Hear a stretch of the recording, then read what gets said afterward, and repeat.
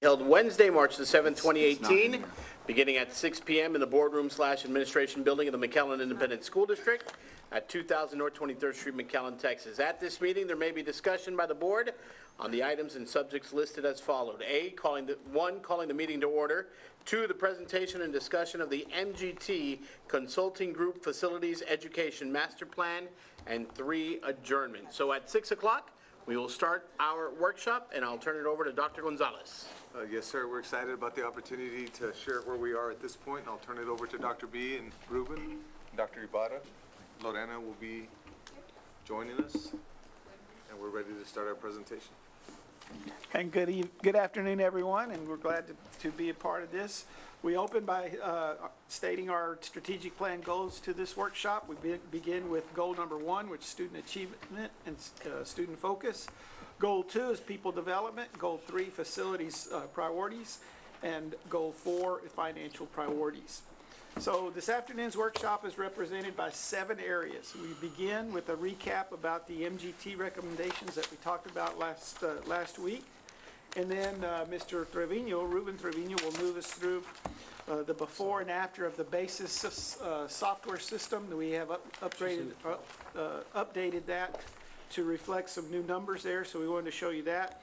Then we'll move into the various options that are associated with the science labs.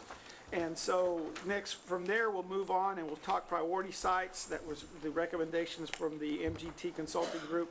The priority sites will also include the recommendations for the improvements and some budget estimates there. Along those same lines, we'll review the consolidation options and the impacts that are associated with that. And then at that point, we'll shift gears and we'll talk consolidations and repurpose options at elementary campuses, the early college high school, and the IB campuses. Finally, Dr. Ibarra will walk us through the tuition-based pre-K programs that she's got on the boards. And then with that in mind, we'll begin with this week's workshop with the recap. And I'll go ahead and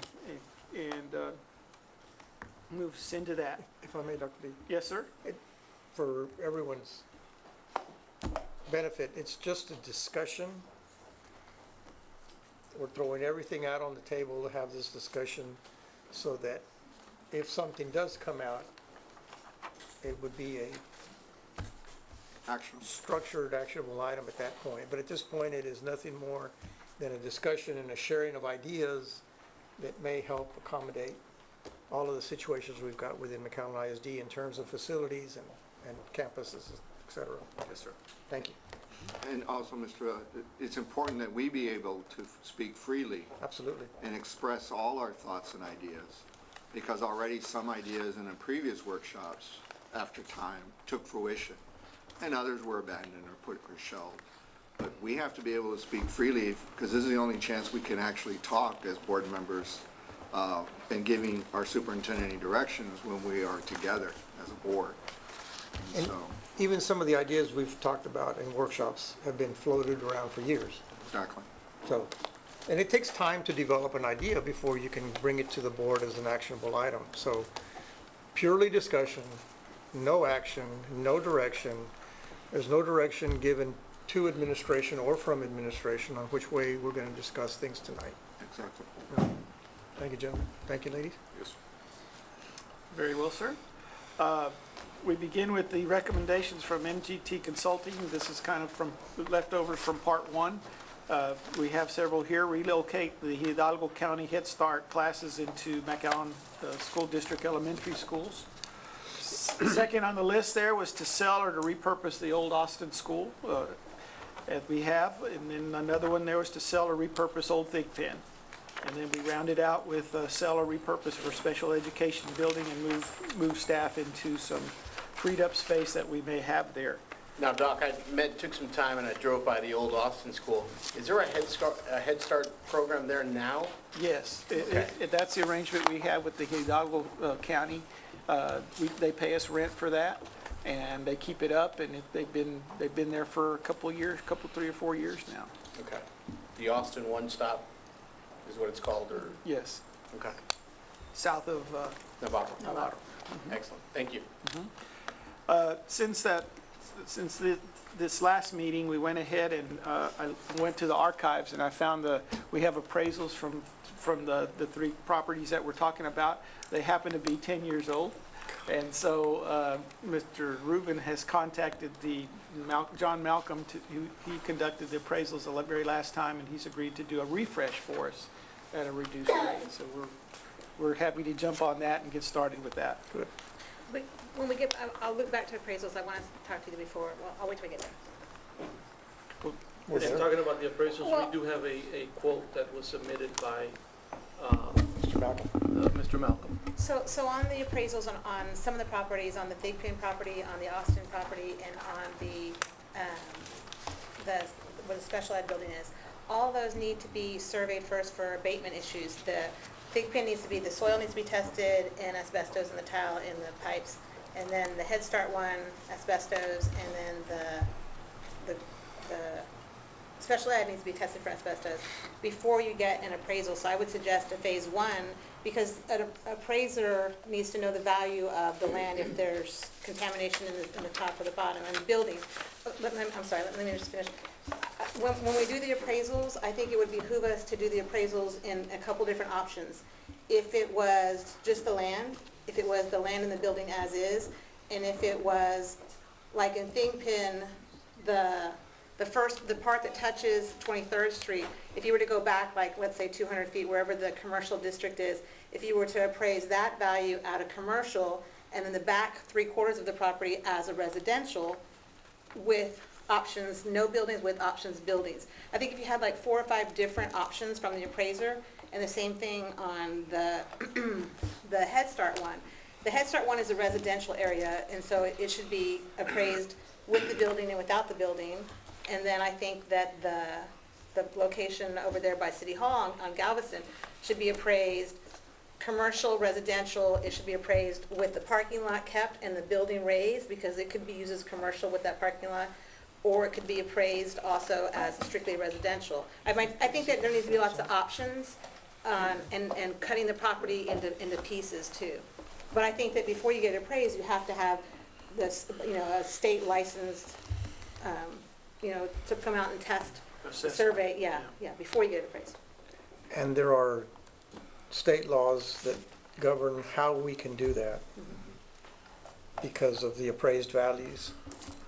So, Right, so for example, if we were to do what trustee Ali is saying, we can't appraise it as a commercial property if it's not zoned for that, because the state requires us Right.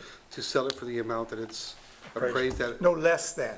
no less than. You Right. can sell it for more, but you can't sell it for less. But if on that, like the Thigpen property, look, I wish we had. No, I know where they're. Okay, so if we decided to cut it up, and if we decided to go to the city and have the front portion zoned commercial, what would be the value of that? Because then you would sell it off as square foot versus residential. You'd make more money if it was commercial, and we could cap. I agree, I just don't know if the state would allow us to do that. I think the state already mandates how you appraise it as a governmental property that you're disposing. Yeah. It's worth looking into. Which But one it's- they're going to, but with structure and with no structure. There it is. Well, if we're gonna do that, and I totally agree with what trustee Ali said, we have to also find out from our architect See, what's the cost to raise the structure. so this- Because you may appraise it Right. without the structure, but you also need to know the cost Right, of demolition. of demolition Right. and disposing of And it. if there's abatement, if there's not, right. If we do all that, we might, Phase cost us one, more money to do that, to sell the Well, property. we'll know that, that's the point, we'll know that. right. And also having it on our books is a liability. If we go in and we have it tested for the soil and the facility, and if there's, An issue. An issue, I mean, yeah, it might be a break even, but at least it gets off our books as a liability issue as well. I think it's very important though, but I don't think you can get an appraiser to do it yet until you've had it tested, right? It's my opinion. And on these properties, we do have the asbestos surveys that we Okay. have to do upkeep every other year with the state. So the appraiser would get a copy, so that You already they're have able it. to tell Oh, we already have it? where is that. And We have one for every property that the Yes. school district owns, because we have to upkeep them Every as per single, the state. Where saves that cost? Yeah. Okay. You and the see? state will come and check, and they'll ask to see your binder at each of the schools. So then we already know if. Yes. But it's a good point that you've raised, because that needed to be part of the conversation. That's good.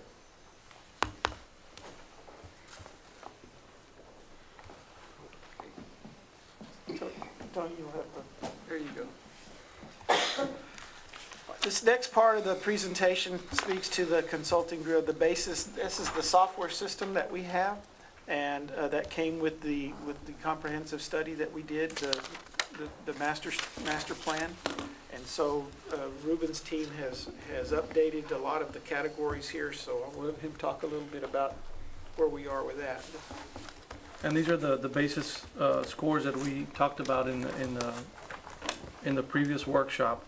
Technology has already been updated as well from the previous workshop to now, and we're continuing to make the upgrades that are needed on the educational suitability along with the technology score so that we can bring a final score on what the snapshot scores were and where we're at now on all four areas. Ruben, real quick, where we see the red technology, is that stuff that's gonna be addressed now? Yes. Okay, perfect. Okay. Next, we have the science lab. This was option number 3 that we talked the most about at our discussions last week. So we went ahead and put together some ideas here. This is the drawing that you see. Option 3 is the 4 science labs with the 3 additional classrooms on a standalone building that would include staff restrooms, student restrooms, as well as a mechanical room and janitorial closet. And this is the option that was most, I guess, talked about or liked. Appreciated. We have option number 3, which a cost for a standalone building would range between the $2 to $2.5 million for that standalone building. If we were to do all 4 sites, we would be looking at possibly expense of about $8 to $10 million for all 4 buildings, 1 at each high school. However, if we do all 4 at one time, there could be potential savings, like we discussed, maybe between 10 to 15%, using the same footprint, and maybe one general contractor bidding all 4 at one time. On the construction timeline, in speaking with our architects, Dr. Barrera and myself had a conversation with them just to verify, and we're looking at about 60 to 90 days for a complete set of plans to go out for bids whenever we decide to go out with this particular plan. And we would possibly be looking at around 10 to 12 months from the notice to proceed given to the contractor to final completion on the building. Ruben, if I may, I think, Ms. Garcia, we discussed the options, that one option could be excluded because it's part of this initial building footprint. So this is the best option now because it's separate and apart from the building that exists today, right? Remember, You're referring to obtaining a maintenance tax note? Yes. Yes, in speaking to our financial advisors, we were researching the guidelines regarding the use of maintenance tax notes, and it's primarily for the purchase of equipment, renovations or maintenance and improvements to the existing facilities. Once you start expanding the footprint, then you're not allowed to use those funds for that. So in order to, we would not be able to use a maintenance tax note For this to option, finance that, this option. this That was some option. of the discovery that we made in our Okay, research so- between last meeting and this meeting. So that makes one of the other options much more palatable than this one at this point, just for consideration purposes. The additional slides were the locations that we discussed, 1 at each, one of the high school sites. That one right there is McKay, Memorial, Rowe, and Lamar, IB. Can I ask a question to Lorena? I know there's different options on how to pay for things. I think in our discussion last time, we were talking about maybe loans. How would that apply to something like this? Well, the loan would be the maintenance tax note Or would be the loan? option that we talked about. Another option, as we had mentioned before, would be for the district to seek additional state revenue, Tier 2 funding.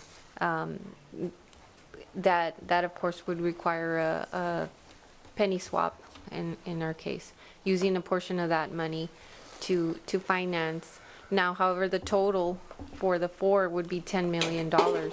And the additional state revenue that a penny swap, a no tax increase penny swap would net us would be a little bit over $7 million. So that would not cover the entire bill, making, the other option would be, if this was a project that we needed to do in 1 year, then taking some of that revenue from the penny swap, and then also using unassigned fund balance for a portion of it. Also, maybe possibility additional revenue from the sale of land. However, that's not a guarantee that that's going to happen anytime soon. So those are the options. If we're considering anything that does not increase the total tax rate. And another option, I think, for me that I was looking at, and just throwing out there, before, I wanted all of them to be built at the same time because, you know, but the this report, MGT report states that McAllen is the one high school that's the worst in terms of capacity. I think Ms. Rodriguez, you said we had $800,000 for a budget, right, for the science labs per. So we're to apply that to McAllen and maybe dip into our Unassigned. unassigned fund balance and actually start it, and that way, you know, and I'm thinking way steps ahead again, just one opinion, workshop, we're just discussing ideas, throwing ideas. That way, if we decide to go for a tax ratification or TRA down the road, we can at least show the community we already started this, and this is what the money's going for, and this, you know, they can see that we started with one already at McAllen. So that's another option too. And I know dipping the fund balance is not an option, but in this case, I do think it might fit because it is needed, you know, I know one high school say, why'd you go in McAllen? But I think if we follow the report, it does say that that's the one that's the more in need. So just throwing that out there, just another idea.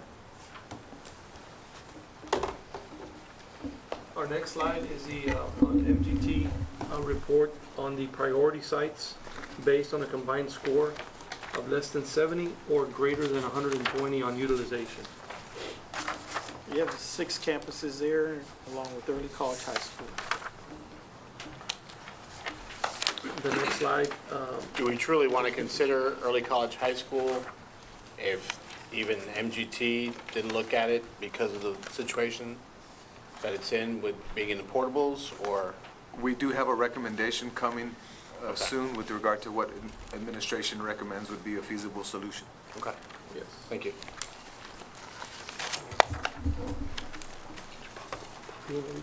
Oh, yeah.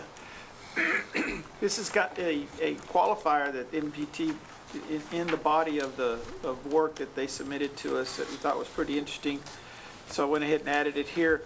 Additionally, depending on the district's enrollment in the next 10 years, there'll be operational savings and efficiencies allowed by consolidating some of the district's elementary schools. Several schools were operating below capacity and were underutilized in the 2015-2016 school year. Since then, elementary enrollments have improved, but if enrollments at the elementary level again declines, McAllen ISD may want to consider one or more of the following school consolidations.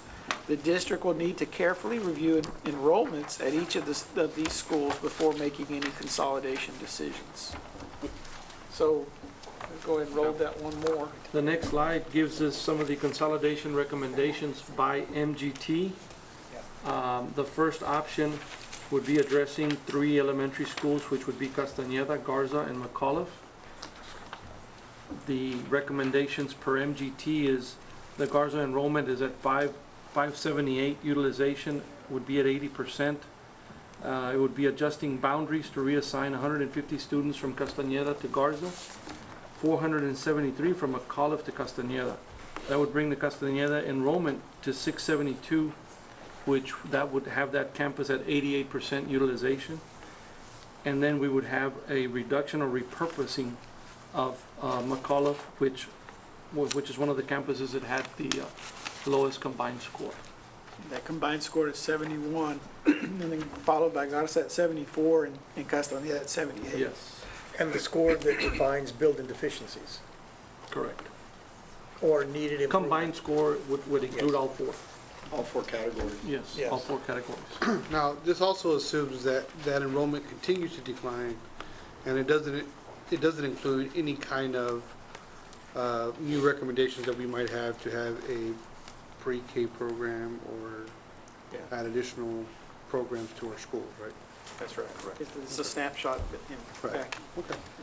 But it was my understanding in conversations that we weren't planning to put pre-K in every single school. Right, we're wanting to be strategic about it, and we do have some information with regard to what it would mean for tuition. Yeah, I We'll was just share throwing some it out there numbers with just you so on it. that, Yes, you know, I don't want this report to be misleading and tomorrow we hear we're closing all these schools, because that's not what. right. No, These are it's simply recommendations from MGT, but Dr. Ibarra will be highlighting some of the options with regard to pre-K and tuition and profit and things of that sort. Perfect. The second group of elementary schools that MGT recommends is Fields, Navarro, and Wilson. That would be adjusting the boundaries to eliminate or repurpose either Navarro or Wilson. Fields enrollment of approximately 500, utilization at 78%. Wilson or Navarro enrollment of approximately 400 would bring utilization to 80% in the renovated facility. Reduction or repurposing of either one of the two facilities, which would be Wilson or Navarro. Wilson, once you put it on the map and you look at it, it's right next to where OLS is. And OLS has been trying to grow into a high school and trying to buy property. I think if it ever gets to that situation where we're actually looking at repurposing Navarro or Wilson, we should keep in mind that Wilson might actually be something that we don't want to repurpose, that we could sell. Although then that's more competition that we're allowing right now. I would definitely disagree. Take our high school kids and throw them in there. So maybe that's not a good idea. But there have been discussions. But there have been discussions in the past about, yeah. Dr. Gonzalez, Yes. as we're hearing this, again, and just to kind of echo what Trustee Suarez said, that should be no panic that we're going to, close the school or anything like that anytime soon. These are just discussions, recommendations. But flipping through it, what is if we were to go like with McAuliffe, what would be the use of, do we have a recommendation for future use of McAuliffe or not yet? Did you say 88%? We don't, at this point, we have different options with regard to leasing the building or with regard to looking at repurposing it for maybe central staff or things of that sort, but we don't have any recommendations. And I understand that, because this is short term. But another thing that I do want to emphasize Yeah. for staff that's out there that's hearing of these conversations is that our plan is to keep our staff. So if we consolidate or repurpose buildings, Right. staff goes with those kids, staff fills vacancies. So this isn't by any means an attempt to reduce staff through consolidating the building. So I do want to understand. ease the staff's mind on that.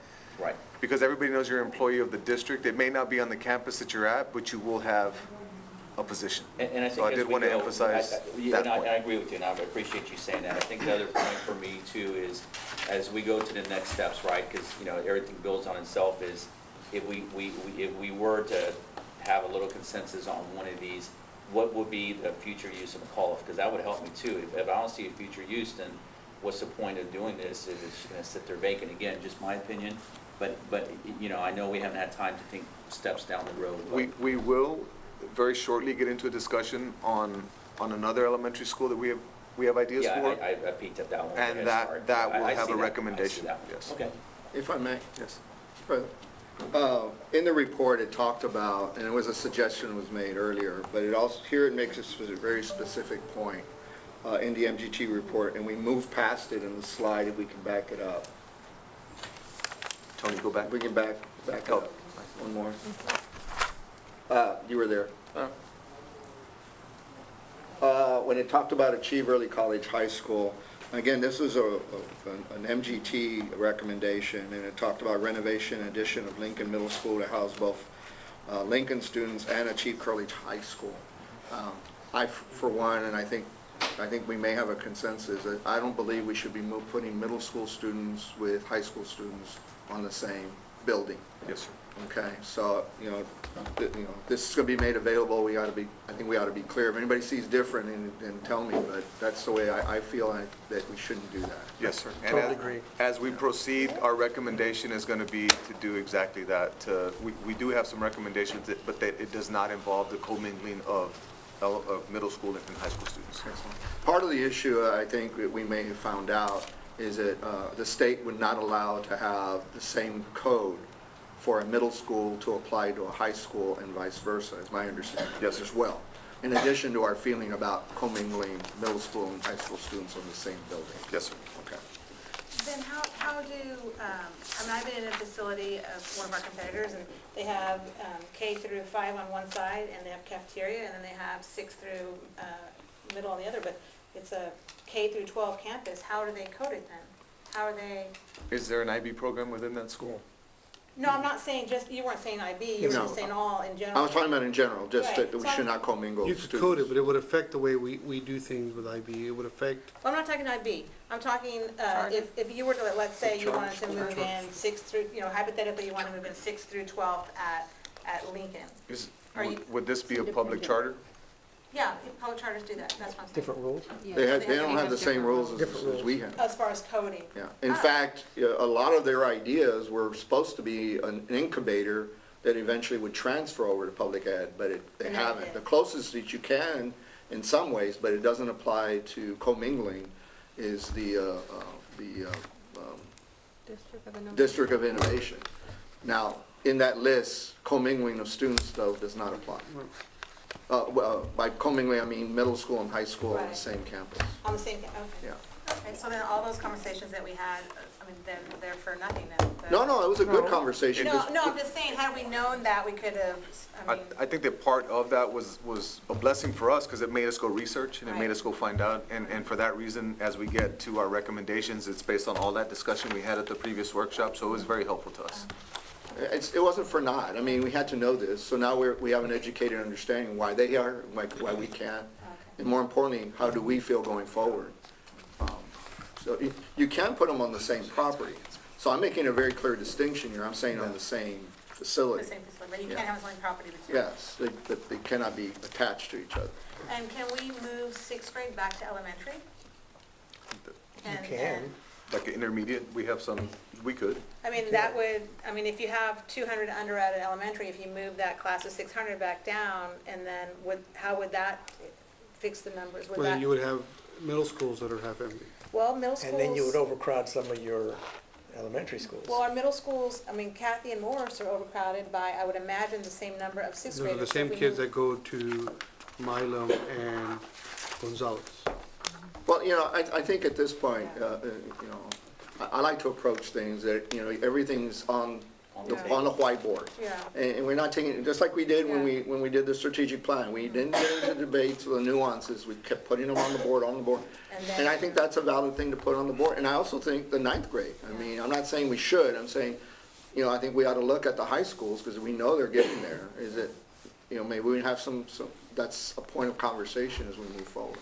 So I think your suggestion of 6th grade is something to put on the whiteboard, and let's see where it takes us. More importantly, what does our educational leader and his staff think we ought to do? But especially if we have repurposing of buildings, Yeah. that could be one way.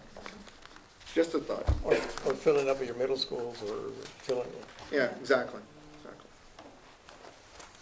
The third group that MGT recommended for consolidation involves Bonham, Escandon, and Roosevelt.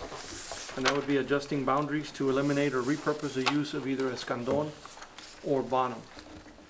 Bringing the Roosevelt enrollment of 600 approximately to utilization of 73%, and then Bonham or Escandon as well to 77%. Bonham is next to a city park. Is Escandon next to a city park? Yes. If we could go back real quick on that. That other one? Yeah, and a point that Trustee Alicea raised, and this has been the reason that, and you know better than I, of some concern, is it, no, The other one with McAllen. the one that we're talking about, that one, is, and again, I'm not Buying or selling? Buying or selling. There you go. It's a point that, if you were to say Wilson is something that we may want to put up, we would have to put it up and let the competitive market decide the bid. You have a minimum bid. And the concern has been, and maybe less so now than it was a few years ago, that one of the competitors, the charter school, would like that as a prime spot. Even though some of us around this table would like to see somebody else, you'd have to go with the highest bidder. Mr. Bell? Do you have to go for highest bidder if you sell it for more than appraised? Yeah, I'd have to check on that. Check on that, I but do there may remember- be a provision that if you sell it for more than appraised, You can direct sell? I think you can. But again, that's a point. Can I put something on our whiteboard? That's going on. I a would big be board. totally against putting it up for sale so that our competitors can take kids away from us. Just for. I know, it's just on the whiteboard. Just on the board. No, but the whiteboard it's the things you want to consider, not the things you don't want to consider. Oh, you can consider my thought. I'm considering it. Thank you. It's fair. But when we start taking stuff off, that's an argument. But right now, whiteboard means things that go on. My thoughts go. And that idea about can we direct, as long as you get past the bill, is a good whiteboard thing. Seek to find out. Got it, Mike? Yes, sir. Did you write it down? Yes, sir. That's a white On the page. white- That would take that other issue out of concern. And this is probably a little off, but if any of these recommendations, just so we know where our timetable is, let's just say, I'm gonna pick one, we just go with the first one, right? Because I'm not showing my card on which ones I prefer. How long before any of this becomes fruition? It's not gonna happen next year, right? Dr. Gonzalez, there's a process to consolidating schools and going, or Yes, we'd want to definitely get out to the community, have conversations, have town halls, get with the staff, just really paint a picture and give the why behind the logic of doing what we have to do. So if we put it on a fast track, we could potentially get it done for the fall. But I don't think that we would want to do that. We would want to take our time When we and did do Crockett, things right. when we did Crockett, how long, we did that spring to fall? Yeah. But we did have the meetings Yeah, there. yeah, We had we- several, yeah. But- Several town halls. Yeah, So but that we were would- able to do it from spring to fall. The that timeline would have to can be be low done. hanging fruit though. I mean, some of these are pretty big with some pretty serious consequences. Right. I would imagine we came to agreement on something smaller or low hanging fruit, then I can see it expedited. But some of these are, like if, the first one, reduction of McAuliffe, okay, well, then what are you gonna do with McAuliffe? I mean, I'm not gonna consolidate schools without a plan on Right. the next step. And- That's and- gonna take some time. Yes And that's and what no, we it saw depends. as low-hanging fruit was the South 17th property, the old Austin property, I the saw Thigpen that. property, all of that we saw as low-hanging fruit. All these other campuses, well, you start to impact families and staff. But the main message to staff is that staff is our staff. Yeah. You're obviously not gonna be on a campus that is consolidated, but you're gonna be on a campus somewhere. Okay. With children, I mean, the whole With point, the children. children are still there, yes, they need a teacher. Yes, so that's the message really that I want to go out to the community, to put our staff at ease at this point, just even in having these conversations, right? Because people have families. And my last comment is, we could act on all these recommendations, we didn't act on none of these recommendations. Absolutely. At this point, they're just, Right, these are just simply conversations. I'm sorry, Sam. No.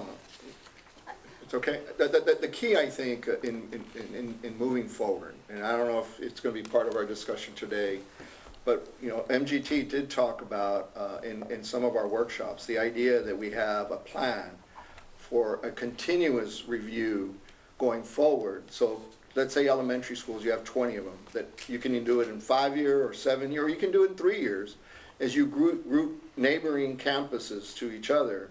And that gets reviewed year 1, and then they're okay until they're up either 5, 6 years down the road. Then you go to the next area, 2 or 3 campuses, and so you can move the lines within that geographic area. I'm hoping that there's a recommendation coming from the administration that we start prioritizing these, and therefore that now sets the plan, still going to the community to see if we got it right, but going forward, everybody will know that it'll be a continuous renewal, so it's no longer gonna be a shock to the system. Right. Which it's bound to be now that, we didn't do any movement of zones since we built the schools. Right, and we do have a recommendation coming that will be in the area of elementary, middle school, and one for high school. So, Along those lines where you can Yes. constantly be reviewing those and Yes, see sir. if you have to move I mean, obviously, whenever, other bodies, governmental bodies are constantly moving their lines based on population to represent a body or constituents, we have to do that as well here, so we're not suddenly finding ourselves with 300 and 800 or 1,000 students. That should never happen to us again. When we were talking, when Ethan was talking about buildings, about repurposing, what could we do? We also need to keep in mind that we can continue to own them, but lease them out, as in, the Head Start. So like, we could have conversations with UTRGV, that. City of McAllen? City of McAllen, see if they want to put Parks and Rec in there, with county commissioners, with SCC, see if they want to put medical center in there, a clinic, and Yes. family center, so like And that. that's an excellent point. Yeah. We did have Dr. Barrera and Ruben go visit Austin ISD, and they're doing exactly that. So they're urbanizing their schools, and they're combining forces Community with centers. community centers, and actually having elementaries run, and where one wing of the school is something of a service to the community, so they're filling up their schools that way. So that's definitely an option, and we've seen it in practice. I love that, put a clinic in there, put a sewing class in there for parents. Yeah. I love that. Car wash. A car wash. What about cooking classes? Why do I have to be sewing? No, but a community center, because, the whole reason you want to get the community involved, Yes. put a garden there, put like that guy from UTRGV that was growing stuff The on green rooftops, machine. the green Yeah. machine, Yeah. bring him down. Careful what they grow. In fact, at one location not far from the city hall might be, because they used to have the old Houston as a similar to what you're talking about, where they had a Incubator. lot of incubator was there. Yeah. Granted, some of it's moved over to the old library, but there's nothing to say back into the heart that old Austin building could be that one item, area that they may be interested in. I do want to add, I know that last year there was some conversation about, and nothing against what was done in the past, but we always learn from what went well and what didn't go well. One of the issues was that we lost students when we closed Crockett. So if we had 500 students there, they didn't repurpose. We lost a good chunk of kids, and I think that if we're going to get to that, it's like you said, we really have to engage the community, and it's got to be a phased-out process where it's not from one year to the other, because the last thing we want to do is, close a school and for the purpose of repurposing the use of that building. But if we lose kids in the process, then we're back to square one, where we've lost kids, and that's what we don't want to do. I think, just like you've done, we're not the only district out there that's ever closed a campus, so I'm sure that other campuses or other districts have done it successfully to where they didn't lose schools, and perhaps we need to go into their communities and see what they did before we take, those initial steps. Just a suggestion. Yes, sir. Well, along that line, to put on the whiteboard, is that at least for the foreseeable future, and remember, I think the conversation with MG&Chi was like a 3, a 5, and a 10. I think we remember like a 3, a 5, a 7, and a 10. And so maybe we articulate as we go forward, just a thought at this point, that over the next 3 years, that we will not close but rather we will repurpose some of our schools. And what we will sell at this time is the existing property, because to me, it doesn't make any sense. We can't sell the existing low-hanging fruit of those campuses, and now we're going to add more campuses on. So I think if we have a general feel on the whiteboard, we don't have to agree today, we don't have to discuss it today, but I think that ought to be a consideration as we go forward, is that over the next 3 years, we will not close the school. We'll maybe repurpose it, maybe redo it, maybe function it with the city or doing different things with it, but we won't actually close a school. And that way it gives us a little bit of a breather to bring it out with the first group being reviewed, the lines being moved, and hopefully these properties being sold. Just to follow up, I'm sorry. No, I'm done. Thank you. Follow up on Trustee Suarez with the Crockett. I didn't realize we lost students. How many did we lose? Over 200. 200. 200? Like 222 or something. Well, there's only 350, 380 out of Crockett when we closed it. Where do they go to? What do you look at? Lorena has the numbers. I need to go back to my report. What I did is I followed that cohort through the years, and calculated how many it was, but I don't recall off the top of my But head. in the initial What? You don't move, remember? we didn't lose that. Conversation In the from initial the- move wasn't- See, I mean, that's fair and it's good, but Yeah, but the initial, Yeah. the very following school year enrollment, we didn't lose that many. Man, we don't know if they moved out of the area. And then Exactly. ninth grade, Part of and it then- was they moved out of the area. Or they moved to another No, she elementary. had it- Exactly. She had it down. Yeah, but You- she did has you the track 'em? graduating class cohort.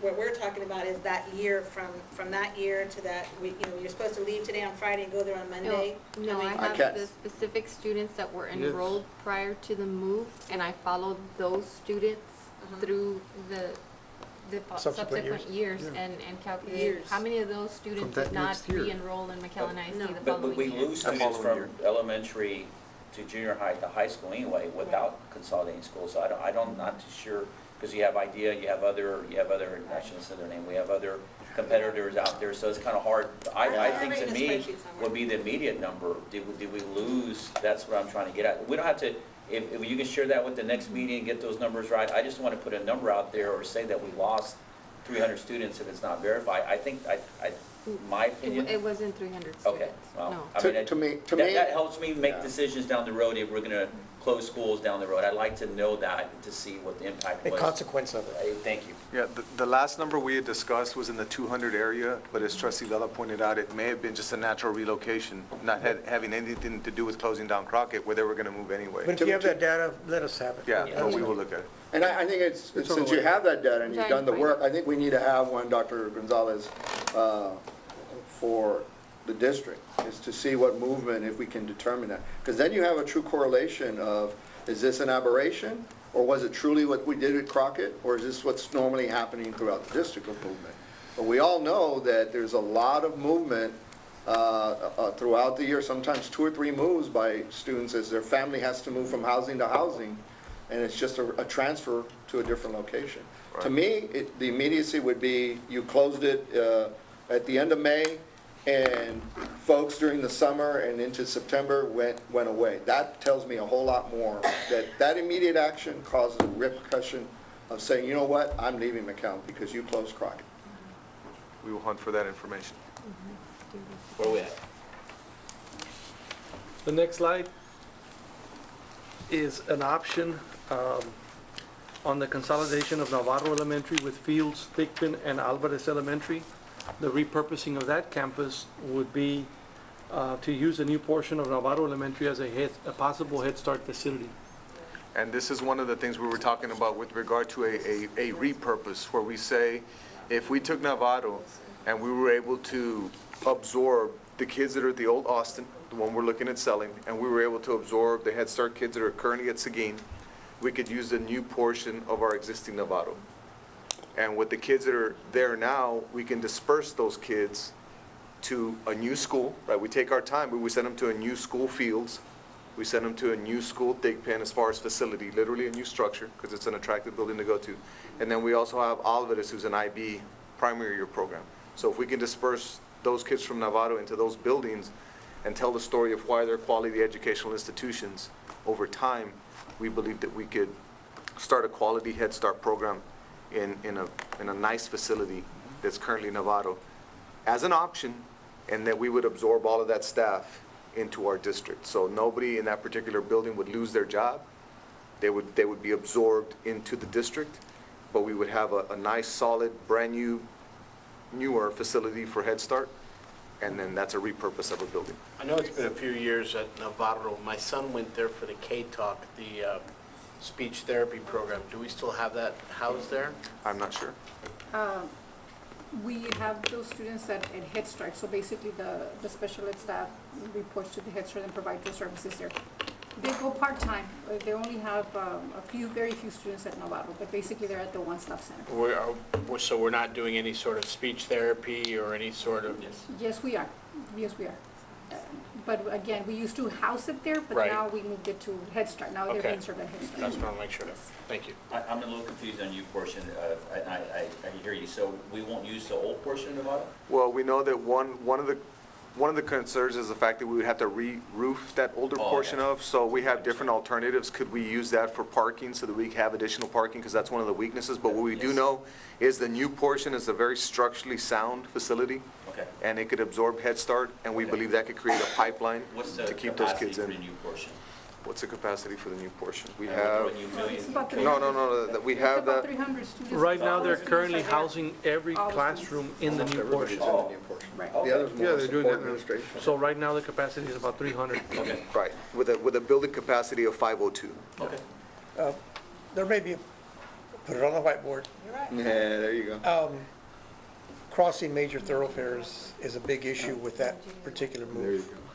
Yes, You sir. know, Hoping and everybody's taking some of those notes. moves would require two major thoroughfares, and that's a concern, because these kids, some of these kids walk to school. And we talked about that. We would provide transportation to those families to their new elementary schools. As long as, Even if they're in close proximity, in Yes, sir. other words, it's less than the normal. The 2-mile but they need- radius, even if they're within it and they have to pass through, 23rd or 10th Street. Bicentennial. Bicentennial, and any of those, then absolutely, we would provide and actually, transportation that's for the those third one, families. because you cross Business 83 at that point, Exactly, too. exactly. So MGT said to include Wilson in that mix, but you're saying don't include Wilson, instead do Thigpen and Alvarez, right? So you're saying, because MGT, I'll show you. No, yes, I get your, Right? Yes. Yep. No, so you're saying do this one, this one, this one over to here, whereas MGT said this one over here. Are you talking all those to here, what we're talking about is taking Novato students right? and dispersing them amongst fields, Thigpen, and Oh, Alvarez. Yes. them out. Dispersing them Okay. out, right? So we I got would it. bus those kids, and that would leave us a building, but we're not gonna sell it, we're gonna repurpose it, as we spoke of, so I it would got it. now be our new Head Start facility, with the potential of bringing in 500 kids eventually to Head Start, and then creating a pipeline where we keep our kids and start to farm them out from there, and that would up our enrollment in the other 3 campuses that we just spoke of. Dingman's got to see, I found the I information. found it, sir. Okay, Yes, ma'am. so in 10-11, Crockett had an enrollment of 419 students. Those same students, I followed them the following year in every school in the district. So like, let's say they went from 5th to 6th, I checked the middle schools and so forth. We lost 17% of that enrollment in the first year. 72 of those students did not re-enroll back into any McAllen ISD schools. 70 kids? 72 kids, 17%. And, when I did this, it was in 15-16, so I went up to 15-16, and the total change from the initial year was 35% decline, 148 students total that left from that cohort. Can we tie it specifically back to the movement of those kids No, from no, this Crockett? is just simply looking at whether, did they re-enroll in the district Right. in subsequent years or not? And in talking to some of my mentors and some of my colleagues that have done this, what they say is you have to give them a viable option.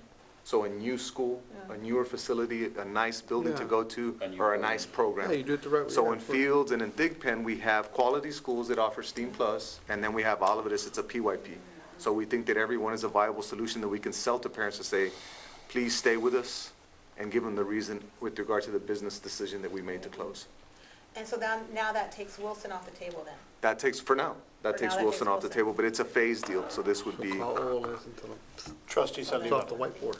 Yeah. She's not, she doesn't go to that church. I know you do. Just again, I'm, Does she go to church? how do I phrase this? I'm so good. I hope that we're not gonna be using the elementary schools like we did the Leon, in that if you're interested in being in the International Baccalaureate, unless you already were going there, you could opt in by transferring there, and we had very little response. That those students that based on the geographic line, if Alvarez is our IB school, then you automatically go there. It's not gonna be, Alvarez won't be used as an opt-in, checking with these other campuses. If you don't wanna go to IB, then you can opt out. I would hope it's a natural, based on the geographic area where you live, Alvarez is where you go, and Alvarez is an IB program, and you're in the IB program. And if you want to, at that time, then the other way out versus going in. You see what I'm saying? I see what you're saying. So if I'm a student at Bettis, then my natural progression would be to go to the middle year program at De Leon, or opt out to go to Morris or Kathy. Well, I don't want to get that far ahead. I'm just talking about what we're about to do with Navarro. and as we are drawing the geographic lines of where they would attend, which is, I understand the suggestion is they go to Fields, Thigpen, and Alvarez. Yes, sir. Alvarez is IB. And rather than making that for that group of students coming out of Navarro, saying, Because right now they go to Lincoln. You're saying they would go, no, Hang on, I'm we're talking about still just the elementary. elementary school. just Alvarez. Just Alvarez. Right. In other words, it's not an opt-in, I it's got an you. automatic I got based you. on the geographic line. If follow you me? live in this area, He's saying- you are gonna so go he's saying to if you We Alvarez. divide the Over. school zone into Yeah. 3 sections. Right. This Yes. section, Yeah, depending he's on where you live, you go to Fields, the middle section will go to Thigpen, and the other one. Right. Alvarez. Exactly like that. But if I understand, Lines. Because I Just so I don't, can- I don't want, the point I want to make, maybe that's the direct way. I don't want what we've done with De Leon at this time, I know we're talking about a different approach, that unless you live there, anybody else in the district, you have to say, I want to go to a middle school program at De Leon.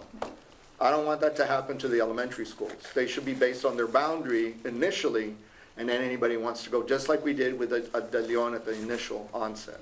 You follow me? Yes, sir. As we disperse Navarro. Now, so, that doesn't but mean, just for clarification, I'm sorry for interrupting, just for clarification, so That's this- my opinion. Yes, Somebody else I'm goes. just trying to, just so I understand it correctly. Alvarez is our primary year program in this scenario of the 3, right? Because Thigpen and Fields are not. So we're talking, at this point in this scenario, we're talking about the Alvarez PYP? Yes. Yes. And that natural progression being to De Leon. No, No, yeah, we're not. He's talking this, he's talking move this line, and those people go there, not anybody from that school goes there.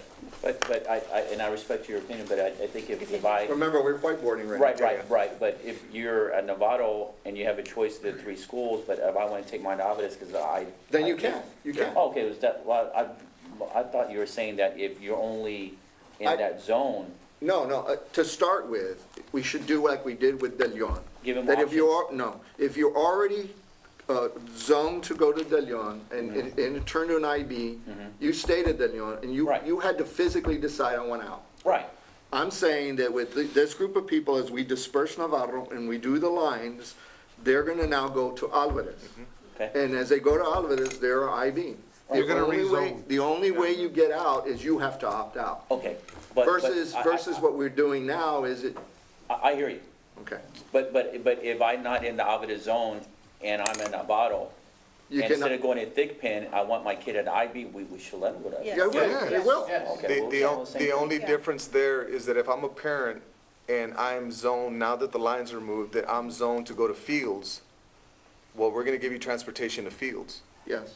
If you wanna go to Alvarez, would you have to take them to Alvarez? Or would That's, we provide you're gonna have to, transportation? based on what we're allowed into the Yeah, see, state. right now, You're gonna if have to make, I'm only referring to the geographic area being expanded Right. for the Novato group to Alvarez. Gotcha. That is your school and it's an IB school. And that's where you're gonna get Punto. bused to. Versus us saying, okay, Novato, you have a choice. You can go to Fields or you can go to Alvarez. Right. No, you go to Alvarez, you have to decide out Yeah. versus, So we follow the same transportation guidelines. because otherwise, my fear is that a lot of folks may not understand or appreciate the IB program at the elementary at Alvarez and won't even look at it, and they start opting out. Gotcha. Yeah, Fields is brand new, they're gonna go there. Well, Exactly. so, look, in simplest terms, we're gonna rezone that one area. Right. yeah, Nobody I wants to get say it. the word, but we're rezoning it in 3 parts, Right, Yes. That's it. in a Right. discussion. well, Could it's a rezone. whiteboard, it's a Right. whiteboard. In this particular scenario, we could We rezone. could rezone. It's a whiteboard. Because I'm under the opinion too, this is We just my haven't gotten there opinion. You make it easier for, the kids, parents in the Novatos, and you give them options, you kind of grandfather them, then you, because that's what we've done before in the Yeah, past. this is all discussion with the community. Right, now. right. Yeah. And I know what you're saying, but it's just a different take on that. If I'm a 5th grader and or a 4th grader going in 5th grader and we're about to close your school, I don't want to say, oh, by the way, you're only going here. I kind of like to give them a little bit more options as opposed to maybe a 1st grader, because they have a couple years to go into school. I think if we're going to close the school, then you give that 5th grader options, and the parents that, wherever you are geographically, we make it work for a year or 2. Just my opinion. No, I think we're saying the same thing. Yes. It's just that my concern is, as we continue to move forward, that we treat the IBs, elementary schools, that you have to apply to go there. You're, based on your zoning, that is the school you will go to under normal circumstances like no other. Doesn't matter if it's IB or STEAM, whatever, that is your designated school based on the boundaries that children that live in that neighborhood would go to it. That's all I'm saying. No, I hear you. 'Cause So I'm if- afraid if- that right. we treat it as an application. No, I understand. If I live don't at think we should do Bettis, that. if I live across the street from Bettis and I decide to opt out because it's IB, then we accommodate them, right? Well, they go through the inter-district transfer like anybody else. Right, we Yes. accommodate them. Yeah. And Yeah. usually, Not transportation-wise, the parents would have to take them, if they wanted to drive them to Milam, they'd have to drive them. If they live in the Pettis zone and they're beyond the 2 miles and they don't have to pass a major thoroughfare, then we'll bus them. my education's not working today, so I'm just taking a little while to figure out. We're actually, we're saying the same thing. for No, I get it, Yeah. we're The good. main thing of all this, we want to be is accommodating if we didn't make the decision, If we right? We're make not it. even decided an actionable item. Right. Let's say we were, we want to be accommodating to the affected community, which is Novato. That's all I'm Absolutely. saying, and I'll leave it up to y'all. You're saying the same thing. Well, the We're all- community, when we got out there and presented, said, no way, we want it to be, you have to register to want to go to IB. I hope we don't do that. No, as no, a I meant for community. Novato is that we will be accommodating to At those the parents. PYP. It just whatever we decide to do, okay? Yes, sir. I can't even make Aggie jokes anymore. Mr. Our next, Just rewatch the video. our next Oh, option, It's good there, thank you.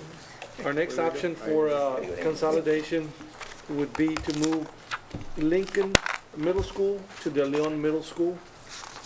That would repurpose Lincoln Middle School as Achieve Early College High School. Lincoln Middle School as Achieve Early College High School with South Texas College support is another option. Achieve Early College High School housed in South Texas College buildings would be another option. And the last option is Achieve Early College High School new construction at Lincoln Middle School property.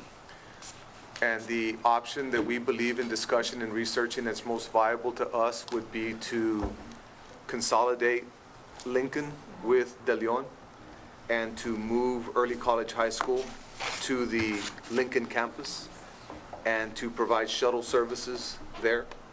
And we would be able to work plans out with STC where they could use our facility for night classes and things of that sort. But we believe in discussions with them see, the major challenge right now is what we would want is to be able to go to the original MOU and say, we want to use a portion of your building. No doubt. And But in discussions with STC, Already? we don't believe, we haven't had it yet, but previous discussions and in looking at their facility and how they're growing and the fact that they have portables, we don't foresee them having a space for us for 500 kids. Because on Fridays, all 500 kids are in one location. Every other day, you have seniors and juniors and, mostly freshmen and sophomore in our campus area. So we believe the most viable option would be that. And if you look at De Leon, it does have the capacity to house both middle schools. I know it says that, if you look at the capacity chart for De Leon, you look at the fact that it says De Leon can handle building capacity of 832 students. But one thing to keep in mind when they're looking at 832, and that's MGT, is they're considering that we have 2 conference periods, a planning and a conference. So what they're saying is we have classrooms that are empty. What we're saying is if I'm a teacher there and I'm on my conference period and we have a class in there and you're going to have to go to a conference room, then we just keep that building full, that we could easily house over 1,000 kids there, which would take both middle schools together. And that's the recommendation that we would make. I will say, when you were talking about, I'm glad you said about the 2 planning periods, because the first time in 2014, when we went out and did capacity, has capacity of 981 versus now they're saying capacity of just 832, so there is room there. There's absolutely room. It's just it's gonna be, if I'm a teacher, I'm gonna have to step out of my room because somebody else is gonna be teaching during my conference. But we believe that would create a very, very strong middle school and fill that to capacity. And it would be a perfect location for early college high school and a Does very that not structurally happen sound. much now? I'm sorry? Does that not happen much now? That's what not. Where teachers go into other buildings? It doesn't happen, Because well, when on I was in some. high school, they'll be On going really some. fast with those little cards. On some campuses, for instance, when I was principal back at Cathy, we had a bunch of teachers floating, and Yeah. all classes were always full, but now we put some portables in. So that alleviated some of that. Okay. So, I will say what I like about that is it gives us the availability, if we wanted to, the commercial property that we have in Lincoln that's touching Pecan, we still have the availability to sell it and then collect out of Warren taxes on it. I think that's a real option that we should be considering is that property that we own, that's very valuable real estate commercial-wise. And if we cut that part off and sold just that part, we can have an income for our district and then an income in, what's the word, in perpetuity, for collecting ad valorem taxes. So I like that you're not messing with the footprints of that. Question. The capacity at Lincoln is 900 and change? 800, The building capacity says 684, but again, that's with a two, With the two. with two. So we already know that Achieve Early College High School It's 500. is 491. So they fit even within the model of a two. And there's no room for anything else without additional building, right? Yes, sir. There's no room for anything else. And does the capacity change when you go from a middle school student to a high school student? Because of the science labs. Square footage. It does, And it some does, of the doesn't it? programs, it does, per square foot. It all depends on the, Yeah, it could. programs that are currently at that particular campus. But even your classroom space, I think, they're the same size for middle and high school, square foot classroom size. That's what she said. I think Ms. Zoller said that. Yes. In the state of Texas, those two are the same. 750? An example with De Leon, if De Leon was to be at 100% and every classroom would be used at all times, that would have a capacity of 1260. If we were to use De Leon 7 out of 8 periods, it would have a capacity of 1108. If we were to use it 6 out of 8 periods, the capacity goes down to 946, Right. give or take. And one thing to keep in mind is that our seniors and our juniors are at the college campus a large portion of the time with the exception of Friday. And one of the things that we talked about is we wouldn't have any walkers. We would want to have a shuttle system. So whether it's STC working with us to create a constant 2 shuttles going, or whether it's our transportation department purchasing 2 shuttles going, it would be much like a university setting where we were able to shuttle kids back. Dr. Woodruff, there's no doubt in my mind that if we were to allow and take our portable buildings out so that they can build their buildings, there's no doubt that they would send the shuttle to pick up our kids, Absolutely. no doubt. does Lincoln, does De Leon feed one high school? De Leon feeds Row. Yes. And same with Lincoln? They both feed into Row. So there wouldn't be a split up, which is the school that's split? Fossum. Fossum splits the portion to Fossum has a Mackay. split. No, that would make De Leon a powerhouse. Yeah. Well, but you also would have now each high school feeding, have 2 elementary, so Yeah. it'd be, my question, and I like your idea, Debbie, where is the city, when they came and talked to us about the drainage, if we were to sell it, is there a way for them to come We're- claim it, or do we? We're coming up on the edge of the grant period. Right. But They've been, City But I manager did- asked me about it I yesterday. did meet with the city manager about, what I just did with my map, dadgummit, I just lost it. It's right there. You did what? Shut up. I did, I just lost my map. I think it's Anyway, We can Yeah, work. yeah, there is a way to do that detention pond they need, but And still instead of sell doing, yeah, it would just be deeper instead of as shallow and. I like the idea because there's no sports in Achieve, right? So they only need a portion. I was there the other day, they do go out for PE and all that, but they would still have They have 2 gyms capacity to now. do that on the other side. So that's a good idea. They would have I 2 like the idea with the exception of one concern, and that was a concern we had with the Row land as well when we were looking at that frontage. And that you may have a facility that would serve alcoholic beverages in close can't. proximity. You can't, the because city of- code No, wouldn't I know allow- you can, but that would be the only concern. Yeah. So ABC As long as the regulations. city, there's no, because the city could give. No conditional use permits. that's- Exactly, Right. no conditional use permits, then I think we're good to go. What's the deadline on that grant? I'm not sure, but I can find out. We need to find out. It's coming up. It's Roy reached out to me $250,000. and But- they want. Plus, we need help with the drainage as well. Well, Absolutely. and if we were to sell that commercial property, that would be on the person that buys the Yeah. property to do it, just like CBS did on the corner of 23rd and. But that would also Dove. affect the them price. buying it. Right. yeah. But Yes, it but would if be you on can them. save them $250,000. It's worth more Right. money, let the city Yeah. do Yeah. it. One other question, Yeah. and this might be for Ruben. If we were to go into Lincoln and make this move, consolidate, and we didn't have support for South Texas College, what's the money, what it would take from us to repurpose Lincoln? Is there any money, or can they just move Pretty in much as open. is? The one thing we'd have to refurbish is the library, And what about the science lab? but as far as I mean, the we, science Well, labs that's are the- in they use our right, campus. I mean, compared to the facility they're in right now, obviously Lincoln would be a tremendous upgrade for Achiever And College So High the School. Lincoln, the Lincoln's Safety-wise. something we could do on Park- our own. it's basically classroom space where we're You have to have parking.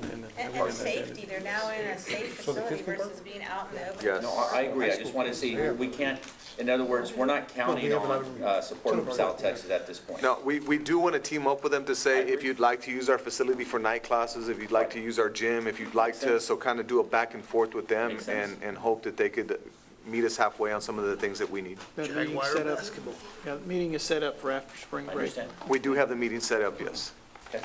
All right. And speaking of STC, just, we were kind of wanting to really meet the deadline to meet with them before we met here, but it was too tight. But we did meet with their security team, just so that in their current space right now, we came up with a game plan to keep our kids as safe as possible within the portable environment and get our intercom system going. So we got that going simultaneously. In the event that this recommendation doesn't go through, we're being proactive on the safety side of Achieve. So, if I'm a Lincoln parent right now and you're hearing this possible option, how do you sell it to them?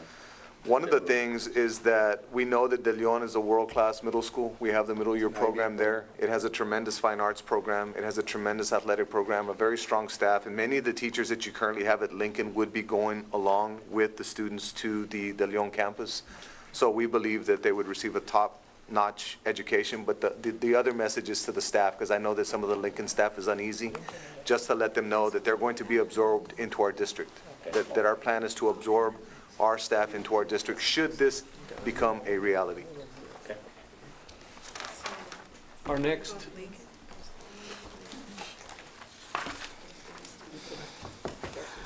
next option is the IB Lamar Academy option. Some of the considerations and discussions that we've had are to remove staff development from Lamar Academy for use to use some of that space as additional classrooms where we currently have staff development. Another consideration would be to increase the security measures by fencing, adding a security hut, creating a fence in between the parking area and the main buildings. If we were to construct or reconstruct some of those staff development rooms along with offices, that would allow us to move possibly two of the portables that are on the west side, and that would leave us with only the portables currently where the old tennis courts were. We have an MOU with OLS on the parking, sharing the parking. So by putting a barrier or a fence in between the parking lot and the campus itself, that would allow us to keep the parking lot open for OLS on the weekends or at night.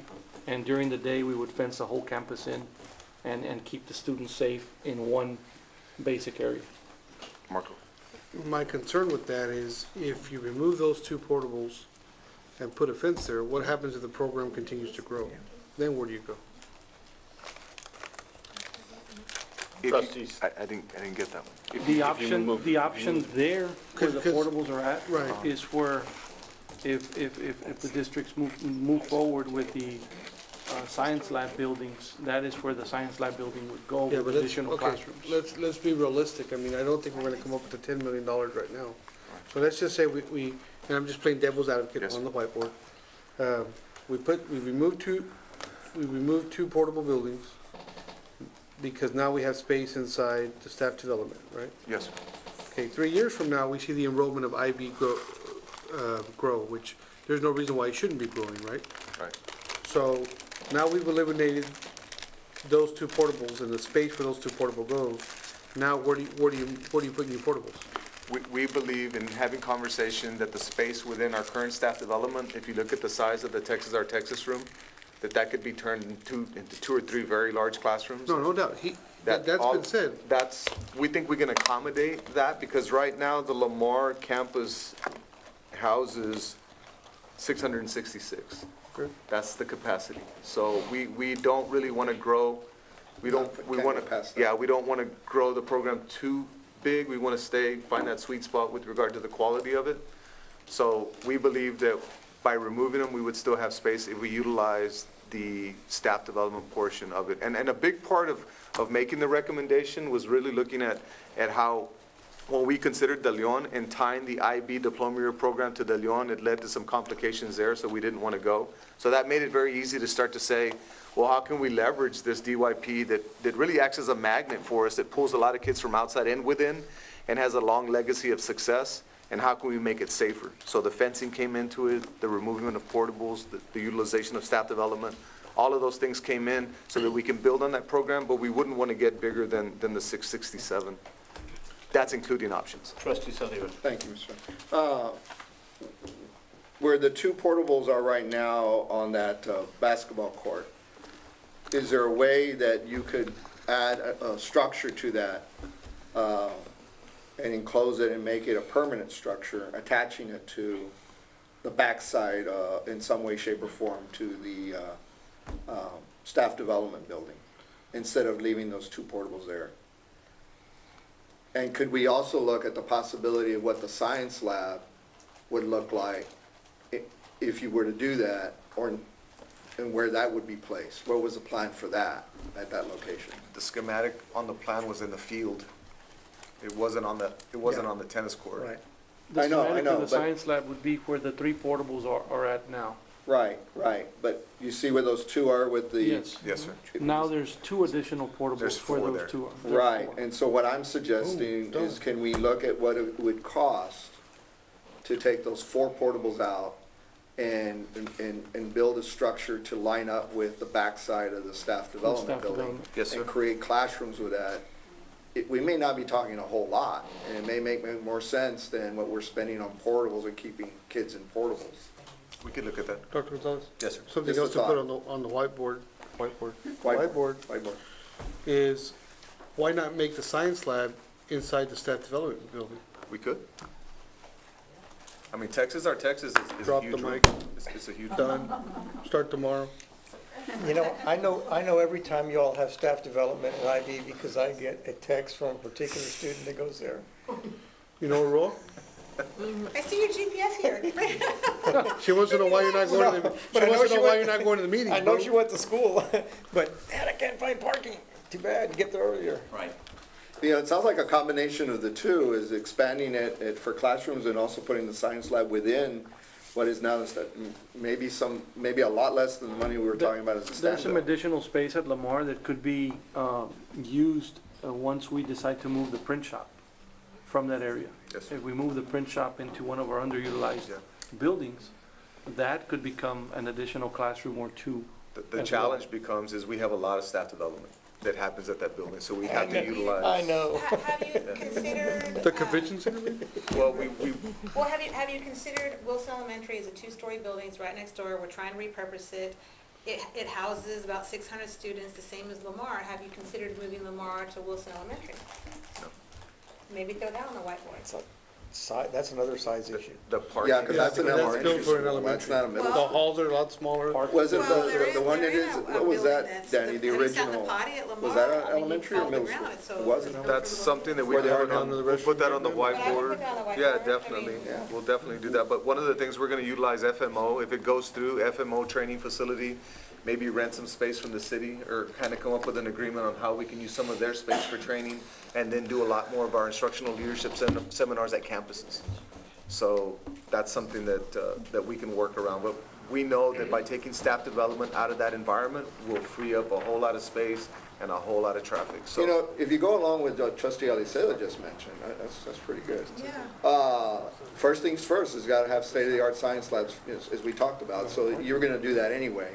But now we have the original campus, where they are now, that we've been talking for a long time, of turning that into an administrative facility, instead of having children in that, in the future.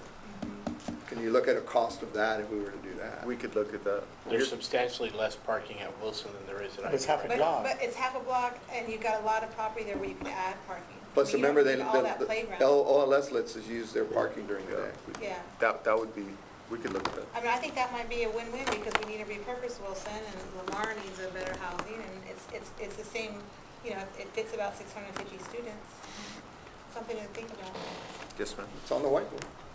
on the whiteboard. Trustee No Alvarado? decisions. On going to Lamar and back to it, and I'm just, again, we're just a lot of different ideas. Parking is an issue. Do they use the field where where those 2 portables are? Is that used? Yes, sir. They use that for soccer and playing, the kids play out I there. was wondering if you can incorporate like a drop-off area for kids who don't park. You know, if we were to take those portables out, could use some of that as a parking or another. And then another question is, and just, again, we're just throwing ideas out there. Yes, sir. Where are you gonna move staff development? We're going to use a combination right now with the Facilities Maintenance and Operation Department. We have a training facility at the Transportation Department.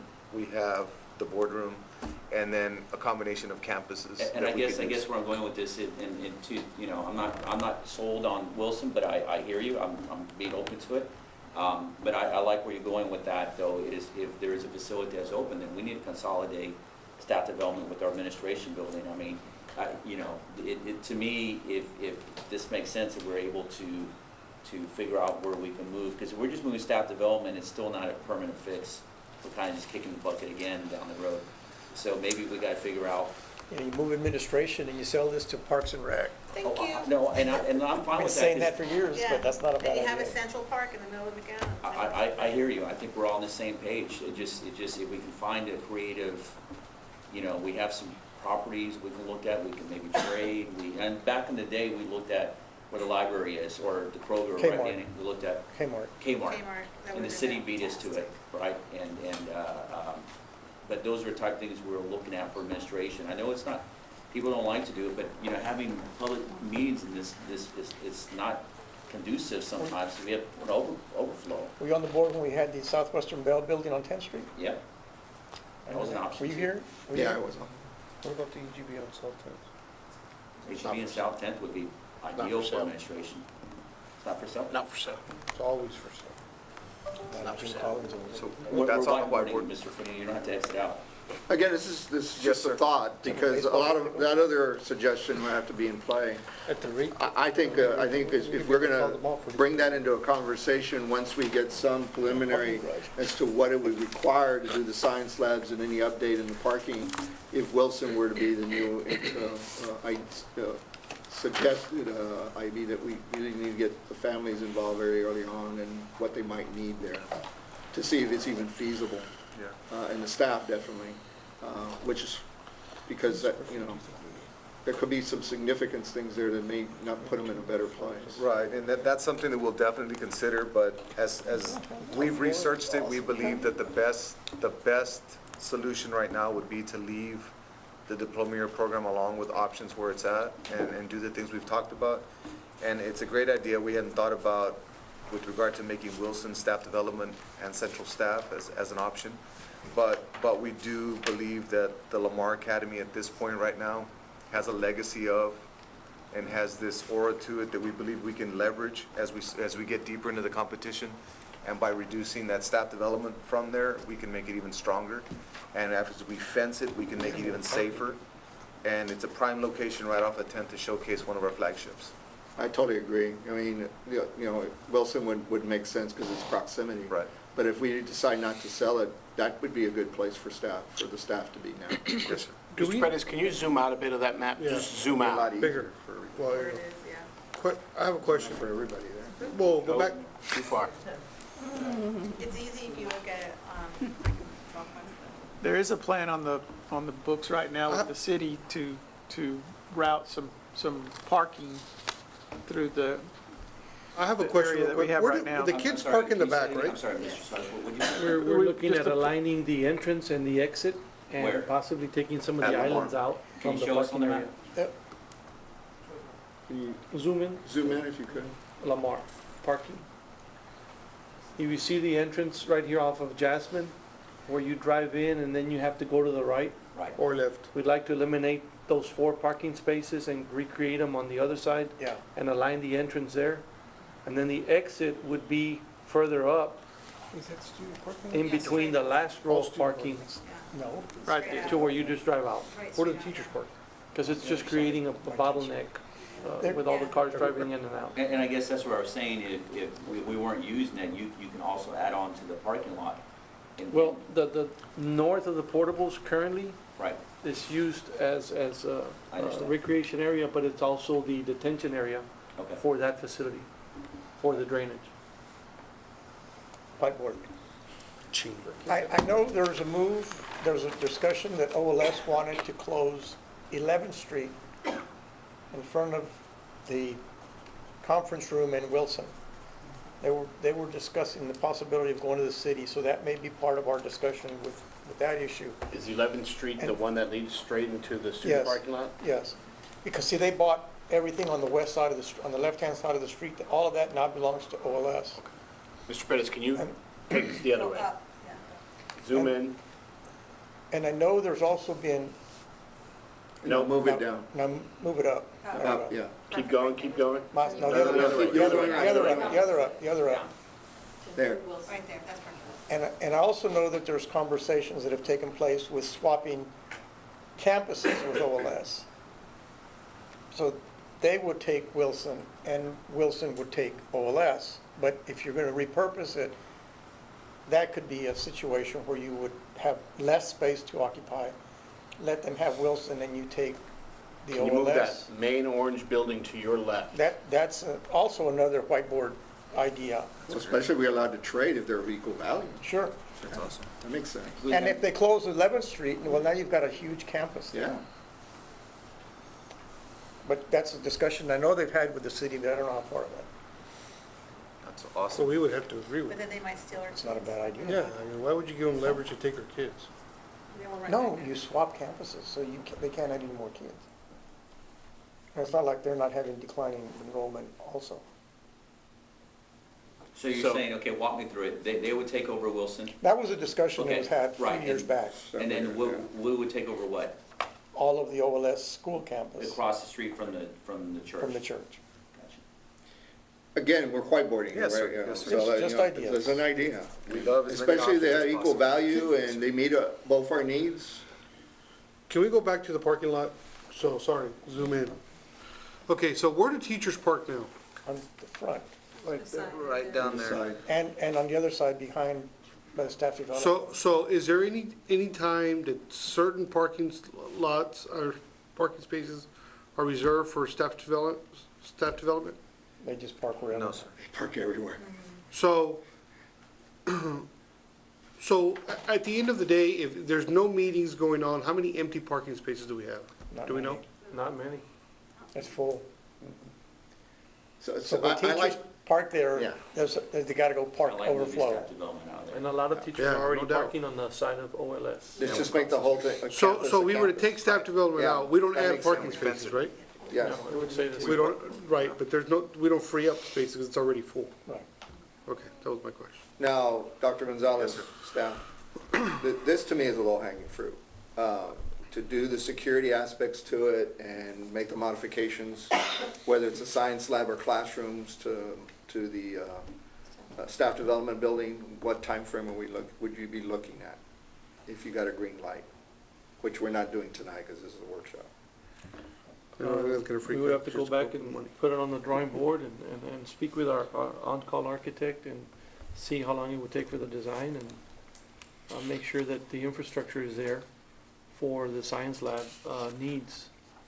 A lot of it would be mainly your drainage, having the adequate drainage available, which we should have in that area. And then the rest would be the furnishings and possibly any divisions with the chemical resistant countertops and, equipment. Right, and the safety equipment it needs. Right. And then what it will cost too for those science labs that are in the structure being eliminated, so it becomes classroom. Yes, sir, and Because that this- would be secondary to us. Primary would be move staff development out, which is quick, Yes. one day to the next, and then fence it and secure it. So those aren't as big of dollars, obviously, and they're already working within that environment already. It's just freeing up space and securing it would be something that we'd like to move on very, very quickly if we were given the green light in this particular scenario.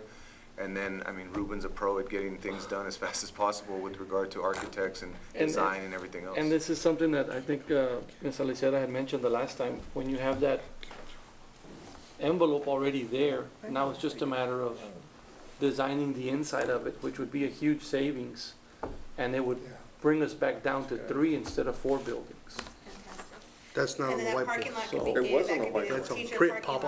lot right there. Yeah. And all the rest would be all student parking lot on the other sides, but that would be teacher parking lot. I could be wrong, maybe something we want to talk to Mr. Crane, but I think the decision about the staff development is your decision. I don't think it requires a board action. Yes, sir. As long as you have a place for your staff training, that's your call, it's your administrative function.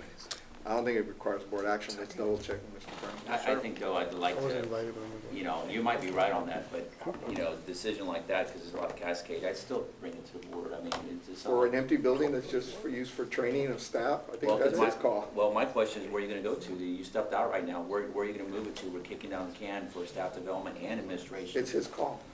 If, Rocket. That's something that we would definitely want to get feedback from the board. It's his So- call, if like Dick Pen, an idea for me, one idea too, trying to think outside the box is, you repurpose Dick Pen and you can move in there, it's on the frontage 23rd, that's not his call, that's our call, because it's financial, so I like, you know, we're making a move, and again, it's not appeasing all the other moves that I think we need to make. But we're only talking about the use of the staff development, I that's it. understand. But I, you But know, one- if you feel we want to take a board action, that's fine. One Disagree. thing that I will emphasize to the board is that it will not impact our staff development. We will have to do some adjusting, but we have enough space where we would be able to do quality staff development for our teachers and our leaders. So eventually, I see your point where we'd want to have a permanent structure, but we have enough empty space across the understand. building right now where we could do it. And you're right, I guess the only thing is, you know, we don't wanna go too fast either. No. Your leadership there, have they had a chance to look at this? No, at this point, Yeah, these no- are all no one just has, right? We're the discussions, and first we time wouldn't here. make a move until we had conversations with. And again, this is, the preface was we need to discuss it with council, because we can't get past that, then it's a no-brainer. I- But if it can, then just through normal conversations, we can give them the You green. might be right, what I don't want is to make a move and then find out that we anticipate something and then Absolutely we're, not. you know, I guess that's my only caution of going a little too fast, let's just, you know. Point well taken. I understand what you're saying, I do. And, I just want to get Lamar to a point as quickly as possible, that's it. and that science lab will be used by both the options and the, I mean, everybody on that campus, let's be very clear, that everybody would have access to that. Absolutely. Even you, Debbie, Yeah, we're good, showing class. we're good. if we were to move the staff development out to be able to start work on the science lab area, one of the main buildings that's used a lot is our big classroom over at FMO. Yes, sir. We currently have a plan room adjacent to that big training room, that the plan room could be converted to house at least 4 offices or 4 workspaces inside. That would be another option that could happen pretty quick. The as well. training room and transportation is also always And the available. training room and transportation is also within the vicinity. So from there, they can control 2 training rooms along with the one at Crockett. The cafeteria Crockett is always available. Where would you build those offices, Mr. Chair? We have the training room there at FMO, and then right next to the FMO between the restrooms and the training room, we have the plan room. So we've been looking at digitizing a lot of the plans and doing away with That makes sense. the paper. And that would create a lot of, you know, workable space. It's conditioned already.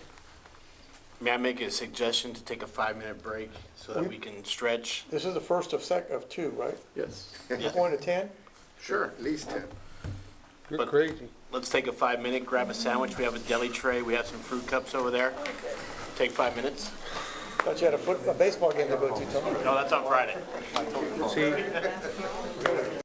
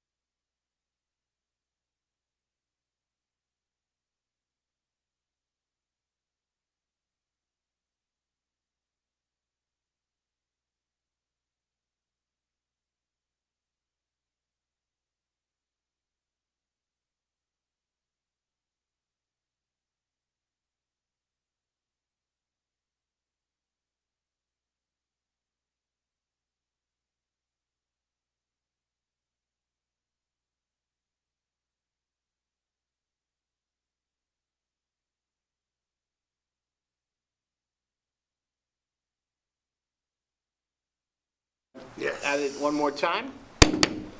Dr. Ibarra, I believe, right? Yes, sir. Yes.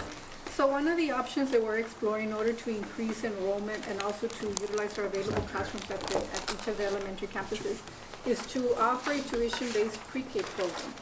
And so the first step is that we conducted an inventory of the available classrooms that are available at the campuses. And so if you see the chart, we have 26 available classrooms. If the maximum, well, at 26 times 22 would give us capacity of 572 students. So potentially we could enroll 572 additional students into our tuition-based program. Now, if you notice, I placed some check marks next to Castañeda, Hendricks, and Rayburn, and that's where we have the most available classrooms. So as a district, we could consider offering a tuition-based program at only certain campuses or at every single campus that has available classrooms.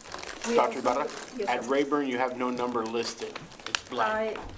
It's 5, it should be 5. 5, okay, thank you. Oh, it's a white, it should be black. It should be, Oh, yes. it should be black. Yes, so it's there's five? 5. It's 5, the number is 5. I see it there. Yes. We looked at Austin's ISD's program, and that's what they do. They only offer it at certain schools. Wherever they have the most available classrooms, they offer at those schools. And of course, they make it very clear to the parents that once they move on into kinder, then they go back to their home campus. This, So right now, we have 26 available classrooms. So if we have a student that is pre-K there, that'll be their vertical chain.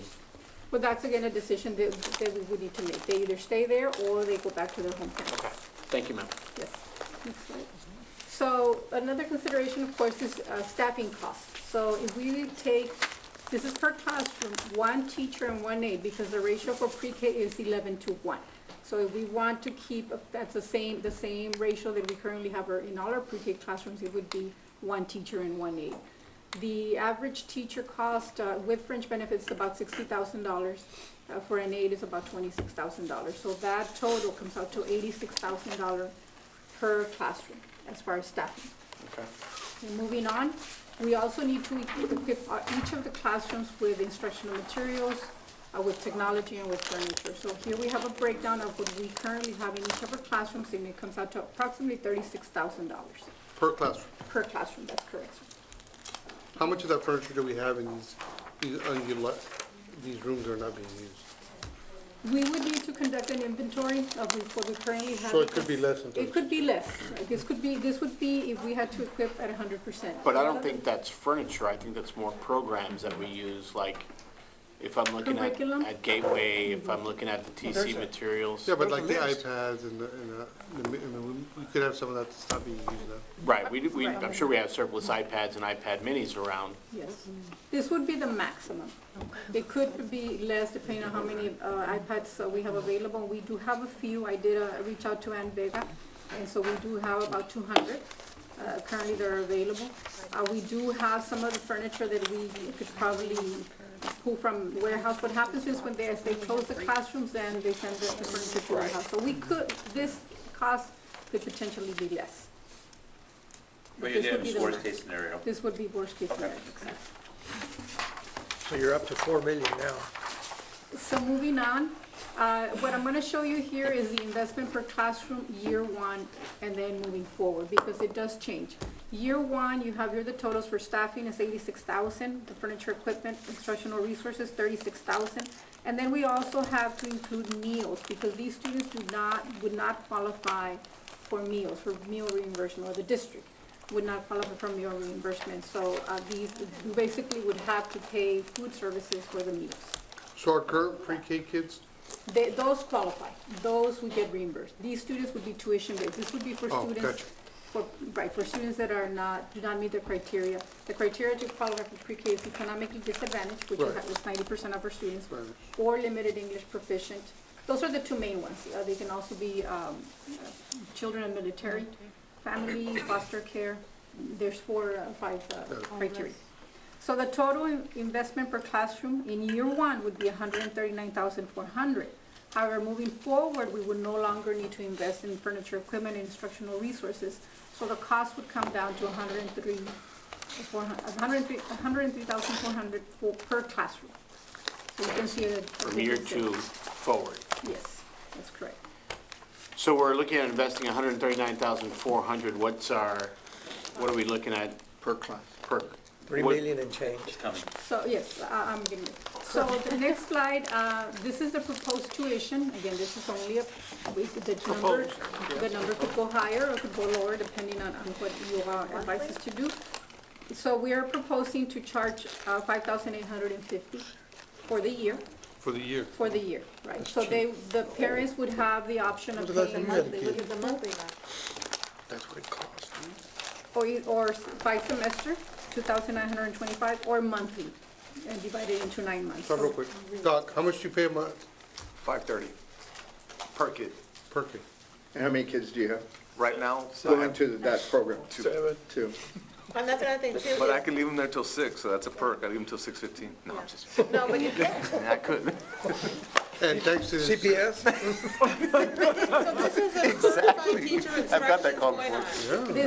This is a certified teacher. Instructions going on. Exactly, This isn't just curriculum, aligned. arts and crafts. Exactly, no. This is exactly like a sewing. pre-K classroom. Now, another perk is that we could also offer dual language, and many of our parents want the dual language program, so there's a lot. But basically, the certified teacher, certified in early childhood, that's a big perk. Many parents want their children to be reading by the time they leave pre-K, to know their numbers and so forth. And so this basically is, that's what we're telling them. Your child will receive the quality instruction with a certified teacher. They're also getting an iPad, of course, and then plus the They get the counseling use of it, they don't services, get the to use keep of it, right? facility, but counseling services, nursing, all of that. It comes with everything that we offer our And a students. safe, secure educational Exactly. environment. Before you move on from this slide, the other school districts offer pre-K, they're not in the same boat as us, so they offer it free of charge to the kids that qualify, right? Is there any school district that follows this proposed model, that charges the ones who don't Yes, qualify? there's quite a few districts that are moving in this direction. I know that you have a list of those districts, but it's lengthy.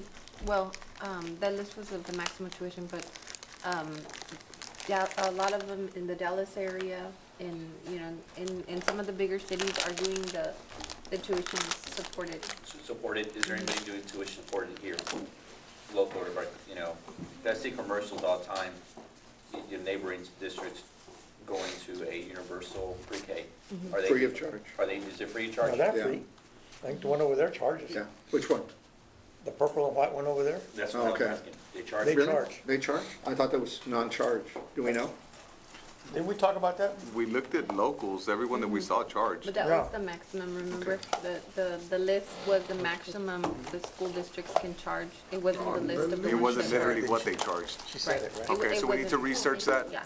We need to research that And further. we're reaching out to Brownsville, and I spoke to the grant developer at Mid, and they have universal, but the majority of the kids qualify though. I said, we have very few because the majority of the kids qualify, but they do have universal for those students who want to, who don't qualify, they would take them. So, but to go back to what you were saying, Manuel, the majority of our children qualify. It's about 90% of the population in this age group that is getting to get into the program free of charge. Well- Because of the criteria, the 5 Our criteria. eco The dish is current students that we 72%. have in our pre-K program all 72 for the qualify. district, Right. but I misunderstood.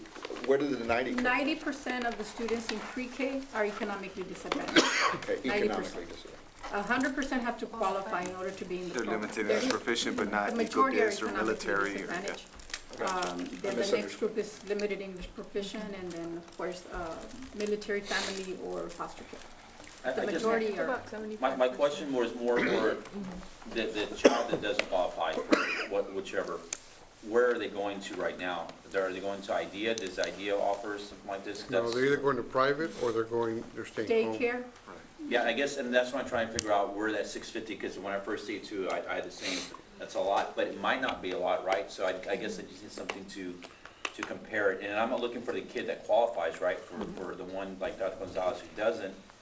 And, because, if we need to lower that somewhat, to entice them coming here so we can get the revenue down the road, that might be an option It's too. been a while since you've had a kid in daycare, No, I know how but in a expensive couple of years, Right. no, I had mine, 2 years ago, I had him at a school, but it wasn't a certified teacher, I understand and I that. was paying $60 less. Right, but I'm saying if we can competitive, To be and competitive then we and can steal sell their it. kids. The reason we're doing it is to steal kids. Right. And if we don't, if we're not competitive, then how are we We're gonna not get kids enrolled in the district. We're in the business of They stealing get to kids. go home. No, But like if our point- FEMC is charging $500, why are we charging $650? Well, as That's a parent, my I'm gonna point. go to Right. FEMC. I'll tell you why, because they don't have a certified teacher, number one, Yeah. and number two, they don't have the student-teacher ratio that we have. But the economic also that Yeah, drives a lot of that economics dictates it. decision, so that's, I mean, I do remember that, because it is expensive, right? So I hear what you're saying, Trustee Wise, but I think Ms. Crane and I kind of agree on that, if we can get a little bit lower and the long-term benefit with it, they're actually enrolled here, because it's hard, once they go to IDEA or another school for pre-K, it's hard to pull them away. And you're absolutely right, and we can definitely adjust it, and let me show you why we. Well, Mr. Vela, I just had a question. Maybe you're gonna answer it, but I don't quite see it. But a math question for Ms. Garcia. How soon could you recoup your costs by added enrollment in the first grade and beyond? Right. Because you need to, you have it in here? the next, No, he's talking about, Our once they investment. reach Oh, kinder. Well, yeah, you gotta pay for your investment, and how soon would we begin to pay for that investment? Well, I mean, because, the funding that you're gonna get for that child when they come to kinder, I mean, that's gonna go to pay for the cost for kinder. Teacher.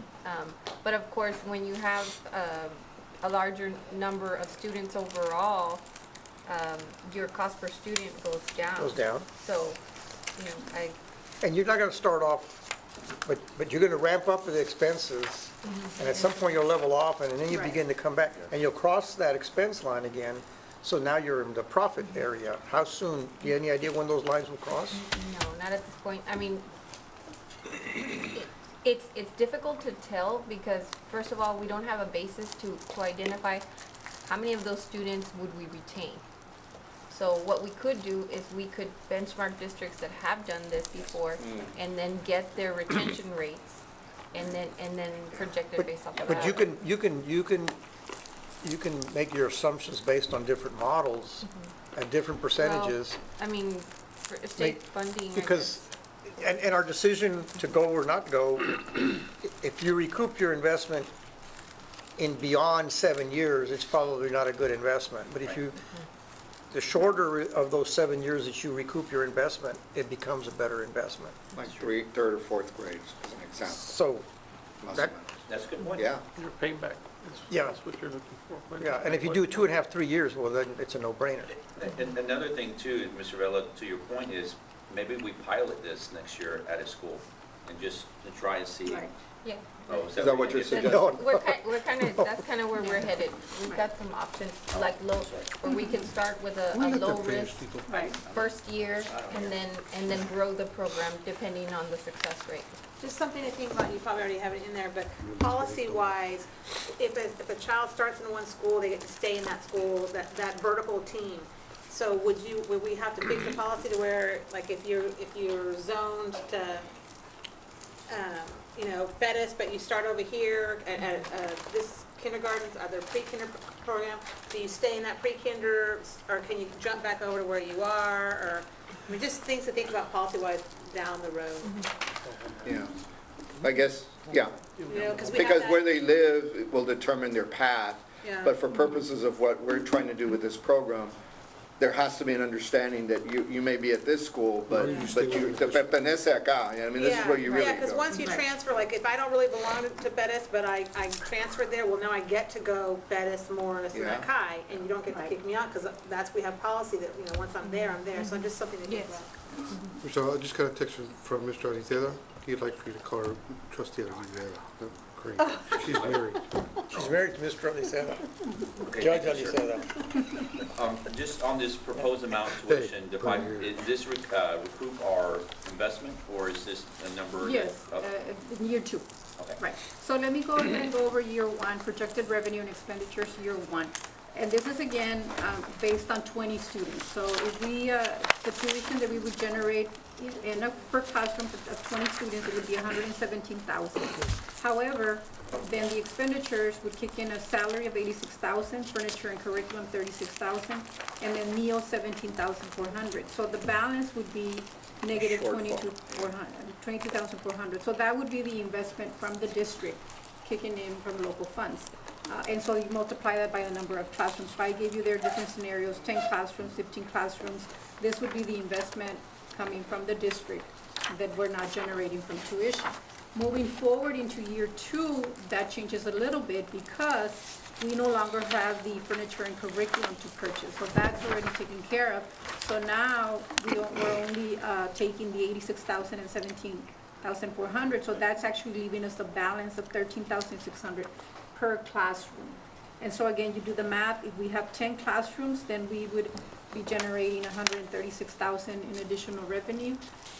So you see that it's not significant, but it's really not about generating funding, it's about attracting the students, keeping them here to continue in kinder, first grade and so forth, because we know that if they enroll with us first, we're more likely to keep them. Well, I We're in think our- competition with the other districts. Yeah, but our position is not that we're gonna make money for this. Our Right, position, exactly. the question we're asking is, where do you get a balanced zero sum? That's the question.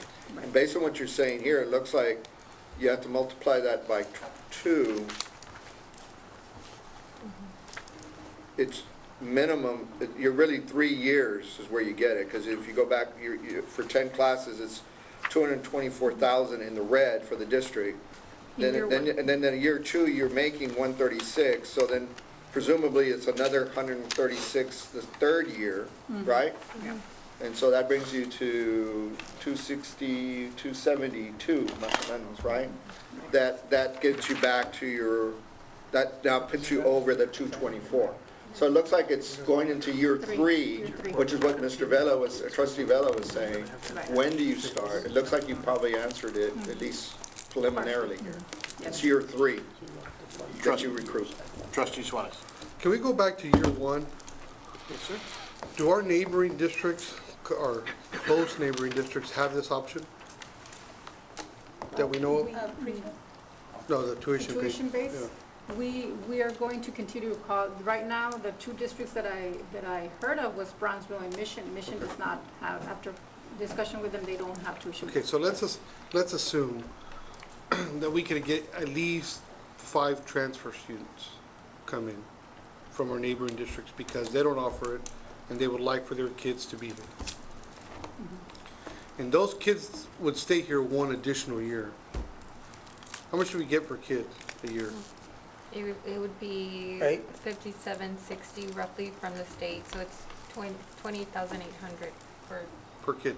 no, No, no, for those 5 5760 kids.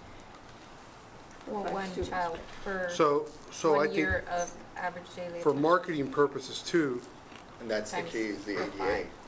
It's the ADA. I would want to market and encourage kids from other districts to come here. And if the parents seem to like what we're doing, the chances are they're going to stay here. And their siblings. You got it, Norma. Can, just a couple questions, and one to echo, you know, as a parent, I think the selling point also is you get your child into the school and, you know, certified teachers, and you know, give them that foundation quicker, and, you know, hopefully lead on to success. But I guess the other thing is, I'm still trying to get a handle of who's got universal, and we don't have to answer the question right here. Does anybody have universal pre-K in our neighboring school districts? Mission. So to his point, it'd be hard to get a student from Mission because they're not paying anything. I understand that, but when you look at where the kids are coming from, Mission is not one of them. No, I There's neighboring districts that- agree, but I'm just, I just don't want to tell you who we're targeting. right, I understand. But you may also have the opportunity of mom or dad that works in the McAllen area that, Might drop them off, Yeah. but you gotta Might. pay. I have one that would come, guaranteed. Does Two. the No, charter the other one will schools be in Cambridge. offer universal pre-K? I have another one. My understanding is they offer half day, Got good insurance. only half Are day. they Universal paying? half day. It's free. No, private. it's only for eligible students. Only for eligible Only students, for not just work, okay, that helps. I'm worried that if you pilot the program, it's not gonna look successful because, like, use you. you already have a student at Gonzales, so that means you're gonna have to drive to, or do you wanna do it at, let's say you wanna do it at Alvarez to drop off your pre-K, and then you're gonna have to go to Gonzales to drop off your kindergartner. So you might decide not to do it, and then the pilot's not gonna look like it was successful, but that's because the way that we did it made it, you know what I mean? So if you, In that scenario, I'm already driving further than that, so it would save me money. But to her point, can you pick one at north, south? like if Yeah, I have. that's what we wanna do. Yeah, if I have a first grader already at to- Milam, you're gonna start offering pre-K at Milam, that's where I'd wanna go, I don't wanna have to go, But there's no room in mine. It's not on here, but to your point, yeah. In the, no, available classrooms. I'm just saying, to make it successful with all your siblings that you have, if you have, you know, I had, you know, my kids are 10 months apart or whatever, so I would have a You had pre-K. 6. Yes, I did. They're A bringing pre-kinder, kinder, first, second, if I already have them in the system, I'm not gonna pay to, well, if I have to drive them, you know, Right. far away, but if you offer it, I'm just saying, when you do the pilot program, you might really. Well, something that I want to point out is that the schools in the south, those students are not going to pay because those are eligible students So you in do it pretty north? much central, south and central. So really, the students that we're targeting live in the north. And so if you see available classroom, we have them at Rayburn, Castañeda, and Hendricks. and Hendricks. They're all in the north. So those are three possible options where we could start pilot programs there, if that's what you recommend. And they really are in the north, so. Bear in mind, the kids we were talking about, mom and dad are already taking them Some- to another place close by anyway. Right. And then going on to the scenario you gave, so they're doing it anyway. And picking them up at 5. Exactly. And those aren't any of the schools. And they're that not getting you're any repurposing. instruction, they're not getting Right. anything, they're not getting You're not fed, getting it. you know, the way they're gonna get fed here at our district. Now, would those kids be able to ride the bus? There we go. No. They wouldn't be eligible for They're a drop-off. reimbursement. But you did have Castañeda, hold on, where is my map? Where's Castañeda? It's right there. you have 4 classrooms. Right there off 29th Street You in Nolana. did have in MGT, they did have moving 473 kids from McAuliffe to Castañeda. And they had Garza moving 150 kids to Castañeda. So if you repurpose like that, like we were talking about McAuliffe, that 473, do you now lose Castañeda, those 4 classrooms? So then you would only do it at. But if this works, you don't have to do all of those. That's right. Because We fill those schools we're back up. utilizing the school.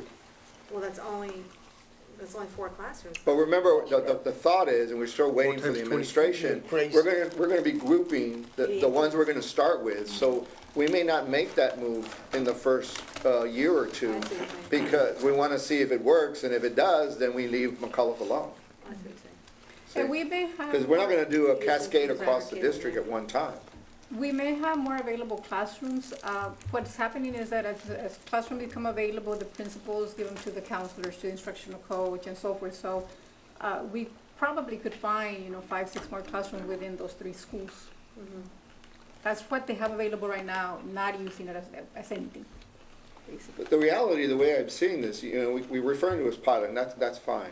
But I don't think unless you really get going, I don't think you go beyond those 4 or 5 schools in reality for the tuition. I think you already know what the tuition market's gonna be, and it's not gonna be any more than those, Yeah, you're Right? right, they're the ones, they qualify. yeah. And then the other campuses that you have a population issue, you can't get there anyway. So I think that's whether you call it a pilot or not, the reality, that's It your is, cap. Yeah. Trustee Suarez. I would like to make a suggestion to put on the whiteboard, that we start off with one particular school. And if that fills up pretty quick, then we open it up.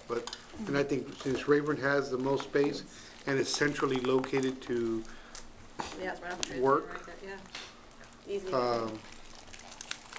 that would be my suggestion. Something to think about. Yes, sir. Yeah. And really, that's my So, presentation. these recommendations, Dr. Gonzalez, this is more of a question for you. What's the next step? They'll be on next the step- agenda for 26.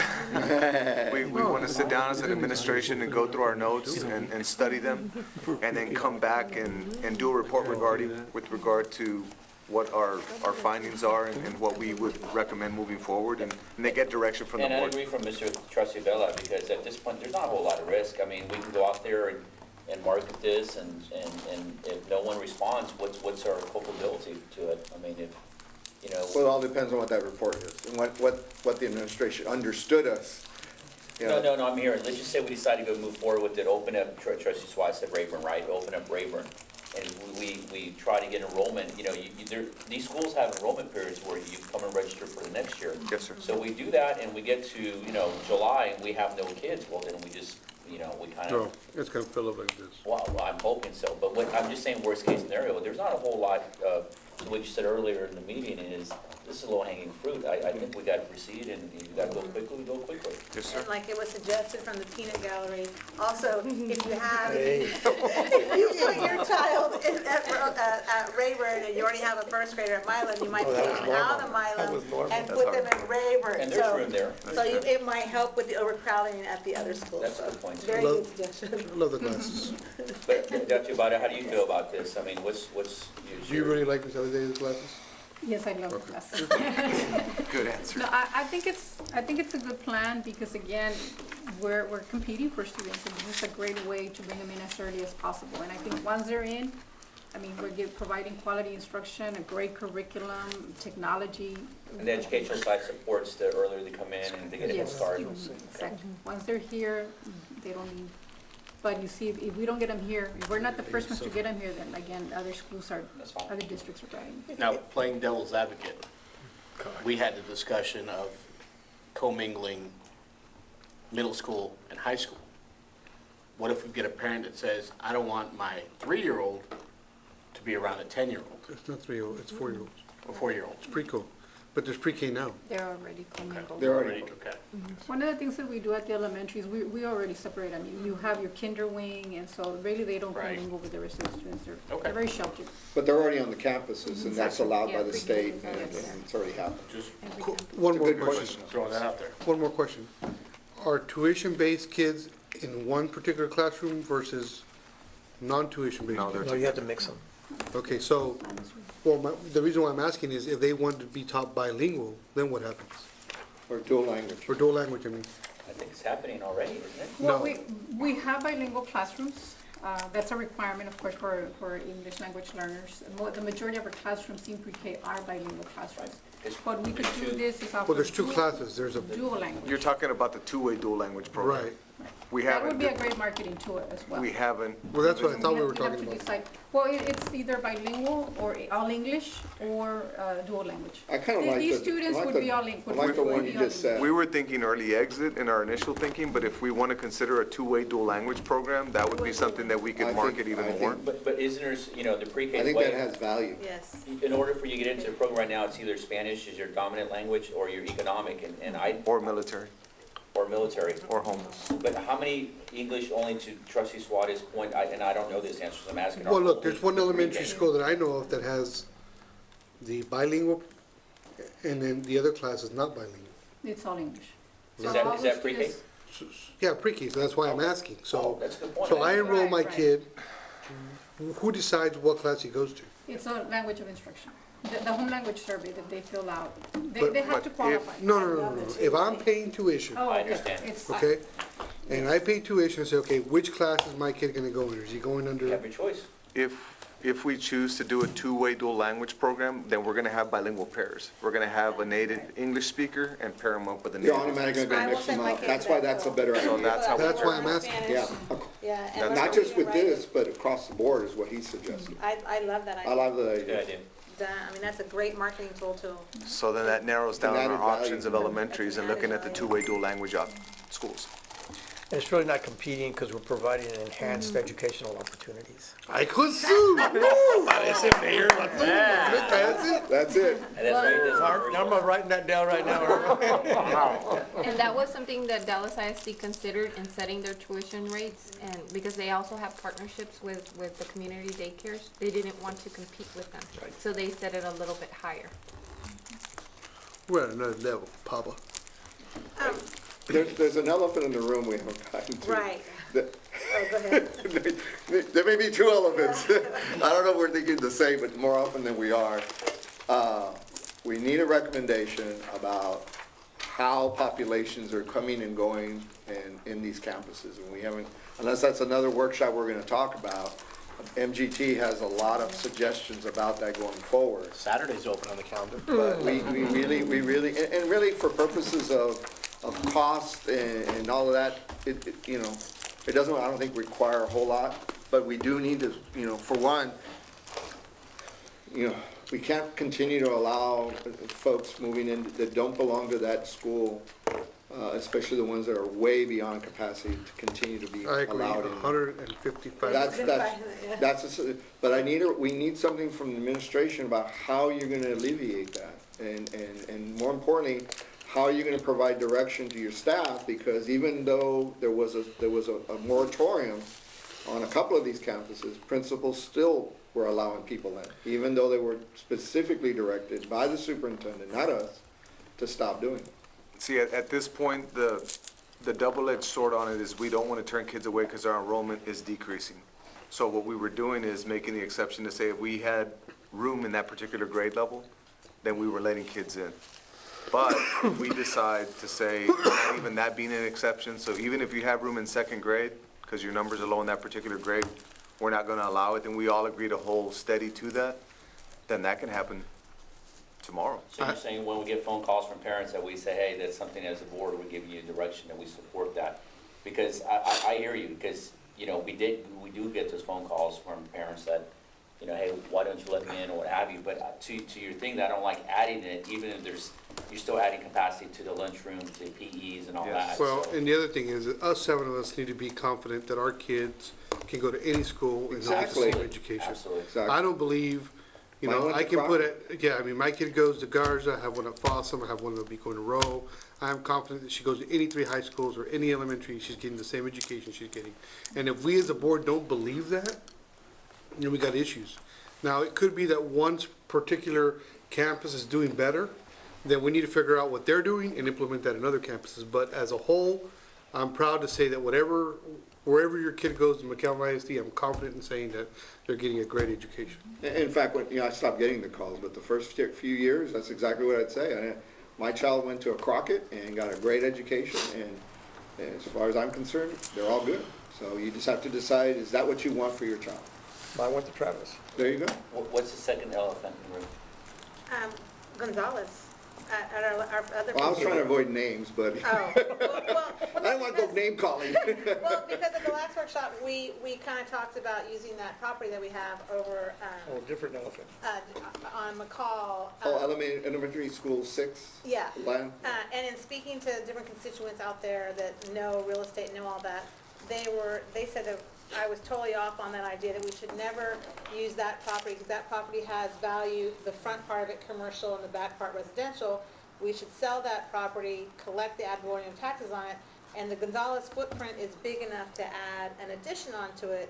And plus, people aren't going to want to go to another school. It's like, when Bettis opened right next door to my house, I couldn't get people in my neighborhood to go to Bettis. They all still want to go to Gonzalez. And because it's Gonzalez. And so whenever we get to that, I just think that is something that we need to rethink. Instead of building another elementary school, he kept saying the best use of the land, and we already have that land where Gonzalez is. And I mean, if you look at it in Google, and you look down at it, there's a footprint area where we could add additional building, and we could fix Gonzalez, and keep the integrity of that other property and sell it and have an income and have ad valorem taxes forever. So that adds value. So just something to think about. You can put that on the whiteboard as well. Put that down the way. Put it on whiteboard. Along those lines, we need a recommendation, and I'm seeing numbers here that were provided by MGT. But, you know, we've already asked for this. We need a recommendation from the administration. What is a standard size school should be, a maximum size for the district, for high school, for middle school? Because if we'd answered that frankly 2 years ago or longer and said that's the standard and we will not go past that, then I think a lot of the decisions we're about to make would be a lot easier, because then that solution that's being made would say no, because that goes way above the maximum norm, if that maximum norm happens to be less than. So we really need to know, and the number I had gotten from the previous superintendent was middle school is about 800. That should be the max. And elementary school, the max should be around 600. and, you know, but there's a little bit of room there, I understand. But does it make sense to have an elementary school with over 1,000 students? And I think it, you know, again, the number I got from the previous superintendent and other superintendents is probably not. Well, So we need to know that. Now, if you come back and you say, yeah, 1,000's good, we gotta be careful, because then that means all the other schools should be at that. And now we're talking, well, if your norm is 1,000 per elementary, then you're gonna have to start thinking about closing schools, because you're not even close. 300? You see what I'm saying? So that's why it would have been good to have gotten that a long time ago on the board, the administration say, this is our cap, and we're gonna stick to it. It makes it a lot easier going forward what we're gonna do. I still feel that we ought to look at a price of an elementary school, whether it's at elementary school number 6 site, and I tend to agree with Trustee Aliceta that it may make, the best bet may be to sell it, okay? So I think we ought to look at that and how much we get. But also, you know, what about we go back to Crockett, especially if we move out, and raise Crockett and put an elementary school there? What might that do for us, if at all? And what that might cost with it, and can we get a return by moving populations there? Just a thought.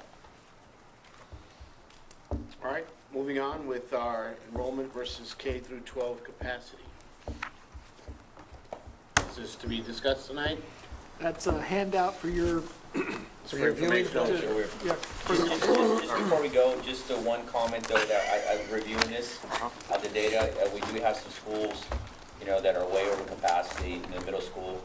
I think a suggestion was brought up at the town hall meeting, and I'm just, you know, just bringing it up as we're whiteboarding, saying that we treat that same school, you know, one of our middle schools that has 1,000 as the one that has 541, the same in terms of number of staff. I thought it was an excellent point. You know, we have one police officer at one school, and, you know, one at each school, but one has double enrollment. So, you know, and to your point, if we're not gonna make any changes, then we need to at least add additional staff to those bigger schools to you know, to help with, I'm sorry, Mr. Miller, you're gonna Well, add no, something? I'm going to answer part of that question, is that the role of the officer is the same in terms of guarding ingress and egress. Ingress and egress. So they're guarding one door, so to speak, in one campus. Number of kids running around. So we have an argument that says that one-on-one is okay so far. But the counselors, number of counselors? Now, that's another Yeah. issue, but in terms of the police officer Even itself. PE, you I know, think we're looking from a different, all that's enrollment driven, so Yes. we have more Right. at Kathy, for example, We're look- counselors than Travis? we're looking from a different, I guess, the opposite I angle. don't think we do. Right now, it's by Oh, the equal. I guess what I'm going to say is some staff positions are campus-driven and some are at enrollment-driven. elementary it is. Right. And I But think the like the officer, counselors, she's saying we have the same number at Kathy, at Travis, that's At middle school, at middle school. but at the elementary, it is driven by enrollment. So 4 or 5 elementaries do have 2 counselors. But Once they get to 600, then they get a second counselor. Okay. Right. But as to Mr. Trustee Vella's point, you know, it's securing the campus. So that's what we're looking at. Can I make That's a- why there's one police officer at each.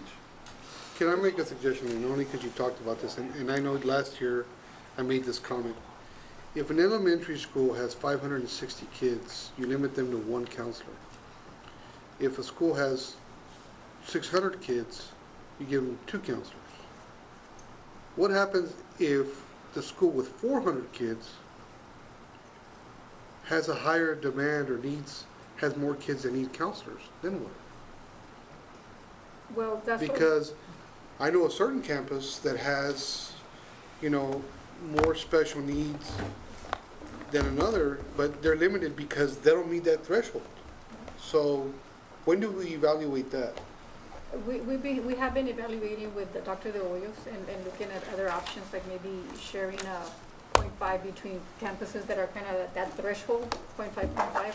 But the other thing is that we add additional support through the Family Treatment Center, through the services that we provide through special ed services. So that's based more on need. And so we support the counselor with additional staff based on the need. And how you determine the need? What's the, maybe I misunderstood. Right, well, we have a criteria, it's part of our identification of services. So for instance, if we have students that have outcries, then we identify them, and depending on the level, then they're either given additional counseling, or we call in family treatment centers, and then we put them in contact with the various entities that help us, that we have partnership with. It could be tropical, it could be, depending again on the need. That's one way. And through special ed, again, if we have students, for instance, one of the concerns is behavior. So we bring in special ed and we reevaluate the arts to make sure they were following the IEP. If we're not meeting the needs of the students, then we reevaluate, and depending on the need, maybe we may add additional staff. We may change the number of, the amount of time that they're in resource or inclusion or in the mainstream, but it's all based on the individual needs of the students. So that's how we come in. So the campuses works with the various departments to address the individual needs of each of the students. You know, I was real impressed with Dr. Reyes coming forward and very quickly the administration beginning an educational process with that idea. I thought that was excellent. But now that we're talking about this, a parent reached out this past week and was talking about mental health and issues, especially suicide, individuals that injure themselves, things of that nature, and how that escalates into others like suicide and all that, and what causes it. And so in our conversation, and I need to give you her name, and if you can reach out to her, we came to the realization that there's a lot of gaps out there when it comes to mental health issues that our children are facing. And the school districts are doing the best they can. But maybe we're at a good time of having a mental health summit. And maybe the district could lead that with other districts and partner with other districts and the vendors to have a conversation about what the protocols are. Because we may be following protocols that for what's happening to us in this area with only 3 psychiatrists and a lot of psychologists and very limited resources and a lot of pressure on our young people, that we may be missing some opportunities, and maybe having a summit and where we have a conversation about what works, what doesn't, and where the gaps are. Maybe we can answer Trustee Suarez and others, is that how do you address that? We started that with the sheriff's presentation last year. That was awesome. Yes, And on the drug part. we could build on that. Exactly. Well, we have great partnerships with entities across the city, so that would be something that would be very feasible. You know, get with Tropical Texas and with the School of Medicine and with different entities like. This person was willing to volunteer, Yeah. because they're within that venue as well. Yeah, and Dr. Reyes came in today. He was with us today at our instructional leadership seminar, so our nurses were there, so we started the training process. So that's just one example of they're thirsty to help. So this is something that we could pull off very, very easily. Well, and I think as we, you did a great job on the forums, and the staff has done, but I think what folks need to realize is that we're trying to identify and prevent Yes, sir. to the degree we possibly can, so that it doesn't ever get to that point where a child feels that that's the only remedy they have is to partake violence on others. All right, campers, with that being said, we will bring this to a wrap at 8:21. Can I get a motion to adjourn? So moved. Second motion and a second. Is there, all in favor signify by saying aye. Aye. All opposed, same sign. The ayes carry it, 6-0. You don't want to take a break and keep going? No, sir. What's our next meeting? At 8:21, we are adjourning. Tomorrow. Evaluation and supervision.